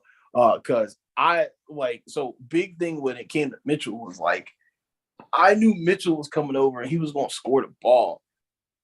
I just didn't know how he was going to fit out there. Because a decent period of time, Darius Garland was out. So, right. I at least looked at it. I'm like, well, with Garland being out there, Mitchell ain't always going to have a ball in his hand. I mean, so don't feel too bad. I wouldn't feel too bad about it. I think Jakob Poeltl was a good pick. I mean, at least you didn't technically you did, but at least you didn't watch Jamal Murray go before Josh Giddey or Tyrese Maxey or Paolo or Alperen Sengun. Like, Tucker, I don't know what he was thinking about that. That was not a good. Yeah, some of these I'm just like, ooh. And then what was that? Daquan. I'm sure he did get Donovan Mitchell. So yeah, all these pretty much. Well, D'Lo went before Paolo and CJ McCollum. Yeah, that's a fucking crazy. Yeah, a lot of this shit is great. I don't know. I mean, basically, it looked like Sam Brown was just basically reconstructing his last year team without Stephen Curry. Because he got Ben Simmons. Well, he got him for the first time. He got CJ McCollum back. He got Rudy Gobert back. I think did he really get Ben Simmons? Oh no, more like Ben Simmons got him. Yeah, jokes on him. I'm not gonna lie, bro. You're gonna have to explain this Jalen Green pick because I'm not gonna lie. Before you explain, before you know what I'm saying, I'm just gonna tell you who went right after him, like the next pick. His name is Desmond Bane. 86 fantasy points this year. Michael Porter Jr. went after him. Keldon Johnson, Spencer Dinwiddie, Chris Paul, Jordan Poole, Russell Westbrook. So yeah, you're gonna have to. I don't think it's not a bad pick. I just want to say these aren't bad picks. I just want to know what your reasoning was. Yeah. So with the Jalen Green pick, I was really eyeing, a center originally. That Jonas Valanciunas pick before was gonna be my pick. And then, I don't know what my next pick was in the 5th round, but I was wanting Michael Porter Jr. The reason I drafted Jalen Green because I just assumed like, he's gonna have the keys to the offense, and he's just gonna be able to shot. He's gonna be able to put up 25 points per game or 23 points per game. He's gonna be able to shoot. I didn't know that he didn't get no other type of stats. Like I genuinely didn't know that. I didn't know that he doesn't even try to get any other stats. That's what blew me off, and that's what's hurting me. Yeah. What you say? Yo, if you go look at some, like, next time you watch a Rocket game, bro, like, actually, the next time the Rockets come on, watch a Rocket game, bro. I promise you, like, because now it might sound like I was hating when I told you about Jalen Green the other day, because I told you like scoring ass niggas who don't do anything else. But I want you to truly watch Jalen Green, bro. That man don't look to pass the ball. Anytime he has the ball, bro, he's trying to score. Like there's no motion where he's trying to set somebody up. Like he's just looking for him. Shout out KPJ because boy, oh boy, like I'll be honest, with Jabari Smith being there, Sengun, he was being out there, but I didn't know what to expect from KPJ. The fact he's putting up 70, 80, well, basically he's putting up Fred VanVleet fantasy numbers is crazy to me because I thought that boy was cooked because I knew Jalen Green was going to be huffing that ball in the air, bro. Yeah, KPJ's been hooping a lot better than I expected, and I guess that argument from Jabari Smith and Jalen Green came from the fact that he wasn't passing. So Jalen's is his name Jabari Smith? Yeah, it's Jabari. Yeah, it's that point that Jabari Smith is like, man, I'm trying to get my touches as a rookie, and Jalen Green is trying to. Amen. So that it's just tough. It's just, I feel like it's early in the season for Jalen. He's a sophomore. I'm gonna give him some more. I'm gonna give him some time. But I'll be honest. His points will probably stay the same. You like what I'm telling you is this. If Jalen Green ever goes double-double or triple-double, it's because Houston has no other guards on the court and Jalen Green's forced to pass. Or it's because one day he chose, hey, dude, there's actually other guys on the court. And, they actually can put the ball in the basket. I don't have to do this by myself. Yeah. Now, I personally believe the first option is going to happen before the second because Jalen Green is clueless out there. You want to talk about a straight arrow, bro? Yo, Jalen Green is a straight arrow, bro. That man is looking at one direction. Yeah. So, okay. I don't know. I don't know who I would take. I think I still would have made that pick just looking at who came after. What round is this? I got to look at the screen. So Desmond Bane was there? This is the 4th round. Chris Paul take him after Giddey. Yeah. Took Giddey in the 4th, I would have took Michael Porter instead, or Christian Wood. Bane really is shining out of this. And I mean, shoot, I don't even know what Sadiq Bey is doing, but he's normally a good pick. Sadiq Bey not really he's not. Yeah. He's not. Oh, I didn't know that. Yeah, he's not doing too Chris hot. Paul's always a decent pick, especially in that round. Like, why not?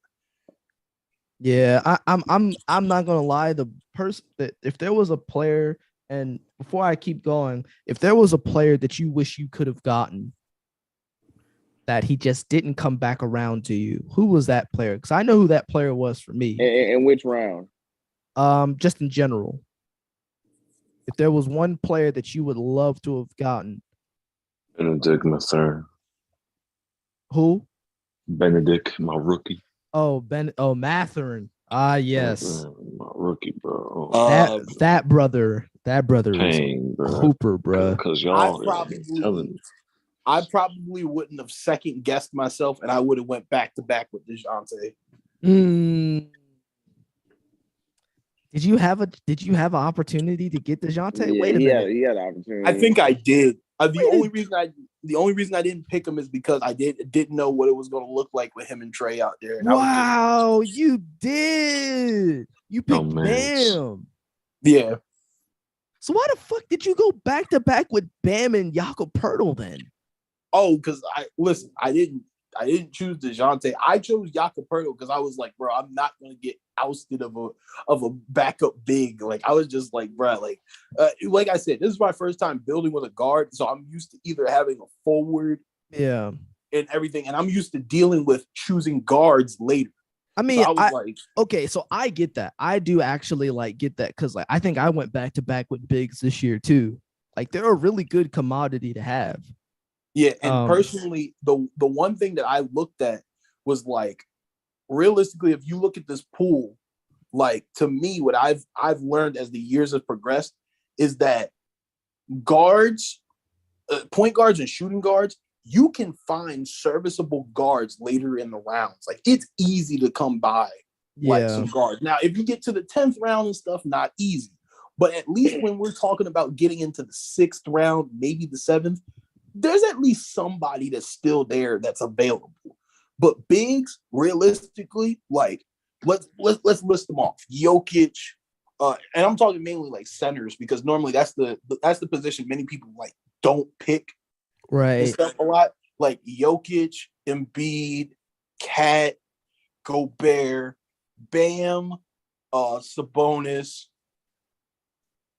Jarrett Allen. You start to see the drop off between these players just becomes so significant as you go through the rounds and stuff. KP, I don't know who was in the 4th round and stuff. Who was the big that was drafted in the 4th? Was it Valanciunas? It was Jarrett Allen and Valanciunas. Okay, now who was the top name big in the next round? KP went at the top of the 5th, and then Nurkic was drafted in the 5th. Clint Capella was drafted in the 5th. Miles Turner, Wendell Carter, they were all drafted in the 5th. So who was drafted in the 6th or 7th? As far as bigs. The 6th round, Robert Williams, Mitchell Robinson. Those were the 2 in the 6th. And then the 7th, Isaiah Stewart, Mo Bamba, Steven Adams. But you see the significant drop off.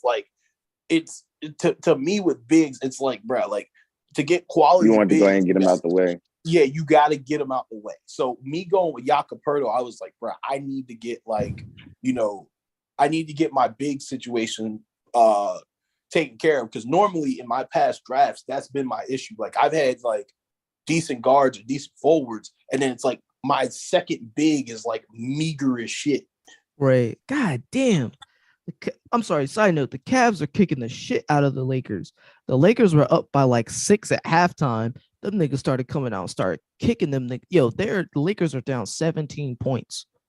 It got really tough because, granted, with Donovan Mitchell going right after Jakob Poeltl, I would have chose Donovan Mitchell, but I'm just I know me, I would have been ousted because I picked Keldon Johnson probably the next round in the 4th round, didn't I? Yeah. Yep. Okay. So that would have covered me for, if I chose Mitchell, I would have had Steph, Mitchell, Bam, and Keldon. And then in the 5th round, who did I draft? The 5th round? Yeah. Anthony. Okay. Yep. I wouldn't have left him on the board. So I would have waited until the 6th round to grab a big again.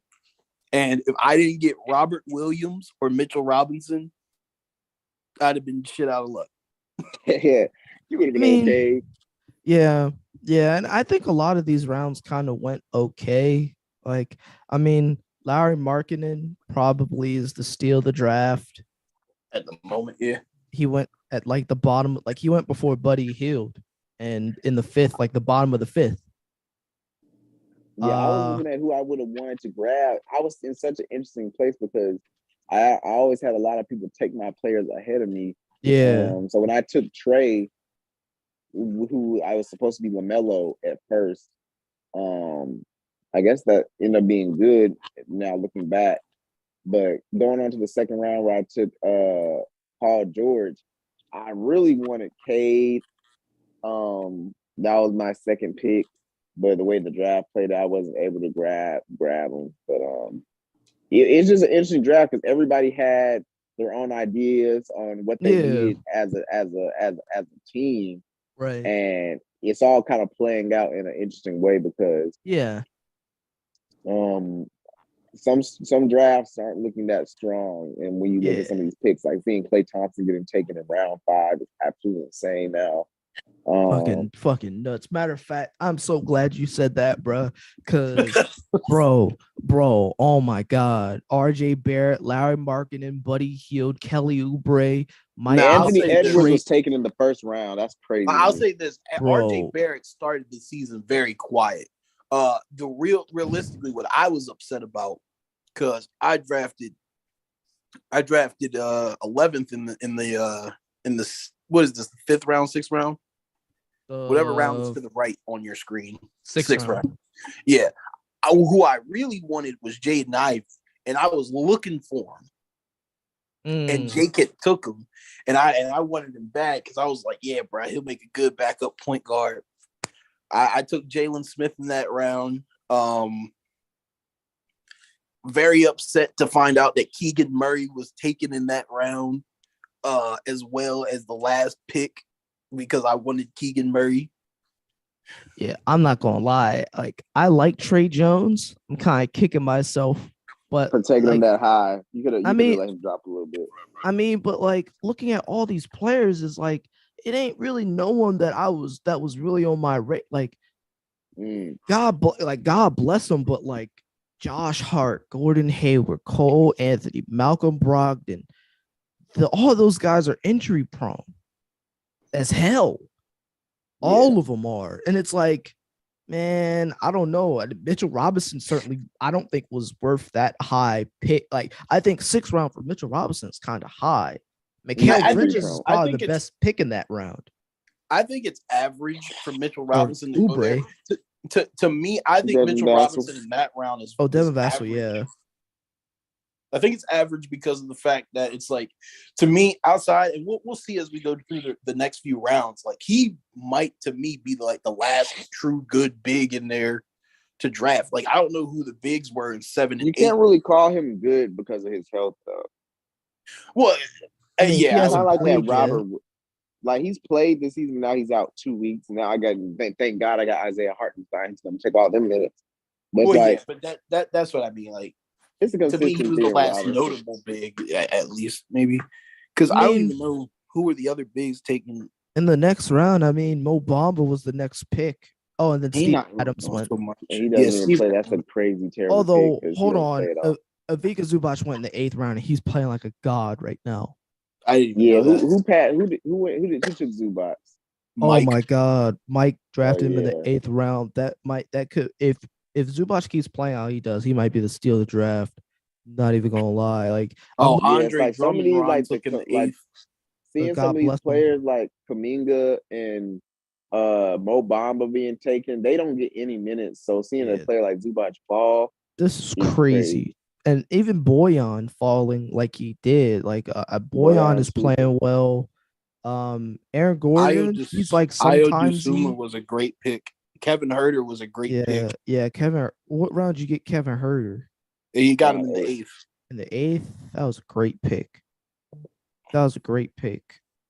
He wasn't even on my radar. Now, as much as I admire the Kevin Huerter pick and stuff like that, Kelly Olynyk was a very interesting pick by Duran, because I didn't know where Kelly Olynyk was even playing basketball. Yeah, me either. I didn't know he was still playing. I had no idea. So, like, I think as we're seeing, like, I hope that it doesn't get any worse than this, but like, I think that Jalen Suggs pick has potential. Where round did he go? 7 to Cordell. Oh, to Cordell. Yeah, he took That's Suggs good. before I took That John Wall Wall. pick a little high. Now looking back at it, You think so? I thought it was adequate. Just Karis a little LeVert, over Jordan Clarkson. Jordan Clarkson's been hooping really well. Yeah, Well, he has been hooping.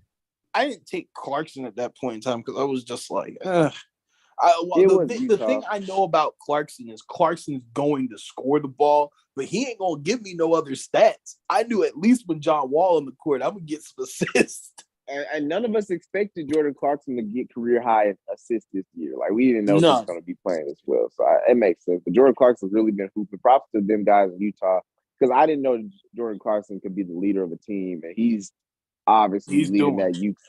There's look, I tried to tell y'all with that when I said Donovan Mitchell and Jordan Clarkson, y'all switch them niggas places, bro. It don't change at all, bro. Look, we agree on that. Now this is L round for me because Taylor Horton Tucker is a bum, bro. He don't even get burned on that Utah team, bro. Bro. I gotta pray for them, to trade somebody because the only way Horton Tucker gonna go up is if he get more minutes and if he actually get the ball, which means I need Clarkson gone. This a L rounding for everybody. Well, Montrezl Harrell is sitting in someone's free agency right now. Who else? TJ McConnell don't play. James Wiseman was okay. Don't play. Wiseman barely plays. THC don't play. Davion Mitchell barely gets that. DeAndre Hunter's consistent. Lonzo hurt. Covington's hurt. Lonzo Ball was a stupid pick. Rui barely cracks 40 fantasy points. If he plays, I don't know. Poku is in and out of free agency every single day. Derek White and D'Anthony Melton, those are solid. Cameron Johnson, I had to steal this particular round 9, but until he tore his MCL because Cam was just putting up. And that makes room for my boy Mason Plumlee. Let's go! I think Mason Plumlee might player on the Hornets, man. What are we talking about? Panic pick. He was a panic pick. I ain't even gonna lie. Shout out my boy, man. He may have won this round before Cam Johnson got in. Yeah, I might have won this round, but I lost the next round. Patrick Williams. Oh, man. Yo, and he's starting to hoop now that Andre Drummond is out. But I took Kobe White, bro. Naive of me. That's why. But I ain't gonna lie, bro. I'm trying to think who else I could have grabbed. Does Gafford play? Does he? I don't know. Here and there.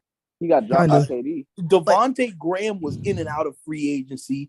Bogdan hasn't played. Jonathan Isaac didn't play. Patrick Beverly's been awful. Reggie Jackson's been about as average as Reggie Jackson normally is. I don't even know who Tari Eason is. He plays for the Rockets. Well, let me say this, man. Let me say this. This is going to be the first year that, in my opinion, whoever becomes the champion of this year, I would be curious to see who their top 5 and 6 players are. I think this is the first season in our fantasy league history where the champion is going to be decided by your first 6 or 7 best players. Yeah, thanks, Chris. Yeah. Like I really do believe that. I think we might be beyond the period where it's about building a good team. Whereas if your first 6 or 7 players are all like hooping, you're gonna be a force to reckon with. You're just going to be a force. Like I'm not sure. I'm just not sure how much of it is about building a good team anymore than it is fortifying your 6 or 7 best players. That's just me though, in my opinion, because it's like as I'm looking through this draft, it's just like, oh my God, like yeah, some of these players panned out, but like the deeper I get into this, I'm just like I guess this is okay. I took a dud in Rashawn Holmes there. I mean, and I'm not really expecting anything golden to come out of the 11th or 12th, 13th and 14th rounds or 13th round. Seasway got it. Seasway got it in the 11th round. Jared Vanderbilt. Yeah, that was a good pick. Vando. That was a I good want him pick. back, low key. Marcus Morris isn't a bad pick. He's Yeah, go just ahead and make that trade. Go ahead and make that trade, C's. What trade? Go ahead and make that Jordan Poole. Give it back to him. Well, you said that's not how I'm rocking. You know, to take somebody else. Ron J, what's going on with this Joe Harris pick when you had Tyus Jones on the board? I think by this point, well, let me look back. I think I already had 2 or 3 point guards by this point, so I was just like, let me just pick. Well, also, I had to have one of the patron 3 Saints of LA Ron, Tim Hardaway Jr., Joe Harris, or Normal Norman. I gotta have one of those 3, and Joe Harris. I don't want to say it too soon, but I believe I won the 12th round with my pick. Who was your pick? Oh, Royce O'Neal. Jesus Christ! Oh my God, he might be the best pick of the 12th round. I'm not gonna lie, because Jay Crowder got picked. Yo, what is going on? Do people not watch basketball? Do they not like what is going on? Jay Crowder is not playing basketball. Sam Brown had a terrible draft, bro. Yo, I'm confused. Tyus Jones is a great pick in this round. Hey, I ain't gonna lie, Ronji. The fact that Trey Jones went before Tyus Jones is kind of nuts. But yeah, it kind of is. But it's like, I already had context, and now with Trey Jones getting more time, it's like that's a decent pick. And then don't slight Thunder for a great pick in Bruce Brown. Yeah, Mr. the knee runner, man. Where he grabbed Bruce Brown at? 11th round? In the same round I took Royce O'Neal in the 12th. Shit, I should have took Bruce Brown. Hey, matter of fact, let me ask y'all this question. Any of y'all niggas see PJ Tucker? All right, then we're gonna keep it pushing. We're gonna keep it pushing. We're gonna keep it pushing. We're gonna keep it pushing. We're gonna keep it pushing, bro. We're gonna keep it pushing. I told y'all. Who took the perv, bro? Oh, Mike, bro. Yo, Mike, you crazy, bro. Stop all that flexing and flashing. Josh Primo. Carmelo Anthony getting a pick used on him is crazy. I want to say that I got the best pick out of this round, but to me, that goes to Durant because the situation Dennis Smith Jr. he's going crazy right now. Yeah. Oh, it would definitely be between Lonnie Walker and Dennis Smith for sure, I think. Santi Aldama, I don't know. Oh, Santi Aldama was cool, but like Aaron don't have him no more. So like it's hard. He don't? Yo, Lonnie Walker was my last pick. He let him go. Yeah, he wasn't doing a lot. Lonnie Walker is my last pick, and he's averaging probably like 57, 58 fantasy points. Damn, really? Flyer pick. Oh my God. Oh my God. Oh my God! Wait, hold on. Wait a minute. Wait. Oh my God! What a way to cue into the YouTube stream. Oh my God! Yo, hold on. I was just clicking through shit, and I had.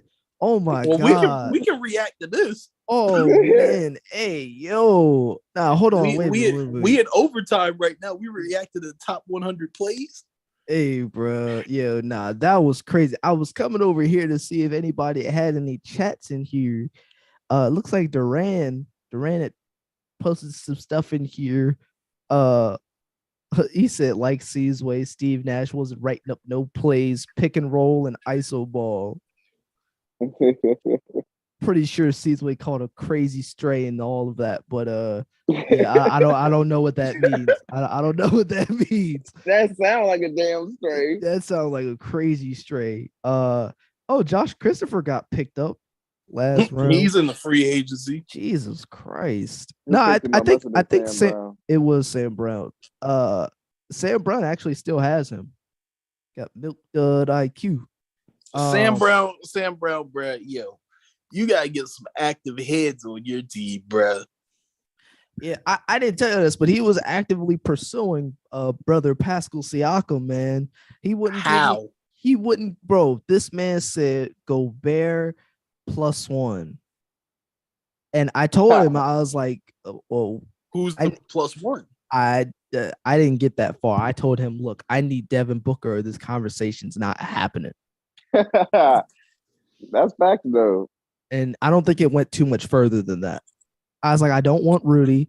I'm willing to take but like, come on, Pascal Siakam was hooping, bro. I needed something back on mine. And so did I charge him a little bit, man? I sure did. Nobody wants to go bare. I needed Buddy Hield and Devin Booker, man. I need to make sure I was gonna get my stuff solidified. I don't think he was really feeling that, but yeah, that's basically like the total draft recap, man. Like a lot of that was just so crazy. I mean, when you start a draft off when Joel Embiid gets picked over Giannis and Luka, you know, you kind of are establishing a nice little setup. So, you know, I'm not a fan of it. But this draft basically went for the most part how I thought it could have went. You know, at some point we always got to realize that like some players we just can't predict how well they aren't going to play. And some of these guys are just total surprises coming out of nowhere. And then you have the ones who you're not surprised by. And then it's the ones where it's like, oh, okay, that's cool. And then there are the disappointments. And so I guess a lot of the time it's just hard to really predict on who's going to do what and when. But I think for the most part, like this league has kind of turned out how I thought it was going to. I guess my only thing is to see like, okay, who makes some more trades? Like who shakes up the world? Who's going to shake up the league? You know? Goodness, yo, is Chris going to lose to Malik tonight? Yeah. No, Chris should weasel his way to a win. He's got Van Vliet, who's healthy now, and OG. Yeah, Chris should weasel his way to a win. Hey man, look, y'all remember the days when Chris was trying to tax with Evan Mobley, bro? Oh boy, was that a joke? Glad that shit is over, bro. He got to stop that, yo. He should have been ashamed of himself, man. Can't be trying to get away with stuff like that. Like I'm not gonna call it out. No, you can't do that. You can't do that riding that man with no license, bro. Yeah. You know that's illegal, right? No, it's illegal. But I did want to ask this, just y'all opinion, like from just looking at those picks and everything that we just encountered.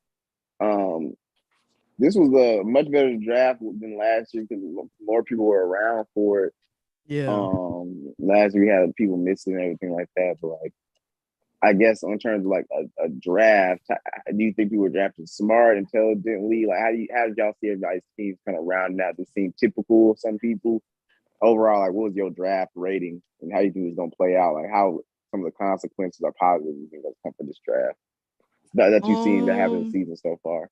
Yeah, that's a good question. I mean, I think there's more parity in this league than we've ever had, which is a great thing. I would say this is it was a lot of people biting other people's styles and flows, which like is very interesting. And it lets me know that like people are way more observant than we might give them credit for. I would say it's a lot of folks like I'd say like even for me, like I've never had a big man drafting kind of year than I've had this year. I've never had this many bigs on my team, and I'm getting a little nervous because it's like it's a culture shock. I've never had this before, and like all of them have worked out pretty well, relatively speaking, outside of the injuries. So like I've never had this stroke of luck, but I would say like it's because like I've viewed how other people have drafted their teams. And so I think we all kind of go off of one another and not so much of just I'm coming up with my own strategy. I think we kind of take things from each other more than we probably give it credit. I thought this draft went well. I mean, for me, like I really focused my draft based on opportunity. So like a lot of the players that I drafted, because normally like I try and go ahead and grab me some names early that I know are going to play. and then I got to play the guessing game in later rounds. But this year, like I definitely tried to like focus in on like, especially with the off season that we had, like the rumors, some interesting moves around the league and stuff like that, people signing wherever. Like I was like, I really got to see what's going on and focus. So like, as you can see, my draft outside of Steph, like most of this is like guys who are getting bigger opportunities or looking for their opportunities. So John Wall being a pick, coming back, finally playing a full season and stuff again. So I was like, fuck it, give him an opportunity. Keldon Johnson was going to get a bigger role with DeJounte gone. Jakob Poeltl obviously was like second in command, so why not? Jalen Smith, obviously with the whole ideal, and maybe we can talk about this before we close, the Miles Turner situation. So I don't know if y'all noticed or heard about it, but this man vocally came out and said he wanted to be traded to the Lakers. Who did? Miles Turner. Really? Shannon Sharp and Skip talked about it on First Take. It's actually a video if you want to pull it up. The man actually he vocally was saying, he was like, yeah, man, he's like, I know the pressure that comes with playing with LeBron and stuff like that. He said, but I welcome the challenge. Realistically, like, he's blatantly trying to talk his way out of Indiana. He doesn't want to be there. So I took a chance on Jalen Smith because I'm like, I believe Miles Turner will be going by the deadline. And I think Jalen Smith will step up and take his spot. You think so? I personally think so, unless they bring in like, because unless there is still a way that Phoenix can trade Ayton to the Pacers,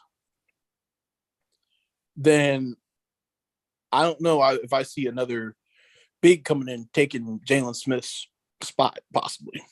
Right. Yeah, it's all interesting. Yeah, I think this was a pretty decent draft. I mean, it's always better when you have more and more people there. Like, I mean, and it's also like you put money into this thing. Like, why wouldn't you be here? Yep. You just giving money away for charity. I mean, I guess we appreciate it, but like, come on, man. Like, you should want to be here and take stock into the team that you're building to have, some bragging rights and a little bit of pocket change to go along with it and a trophy. So I think this will be interesting to see how much further this goes down. And I just want to say, it looks like Mike is bringing back the special deliveries. He said, "Oh shit, 2 years in the making, we handing Asron his first special delivery. We had to bring it back. Next stop, the Valley."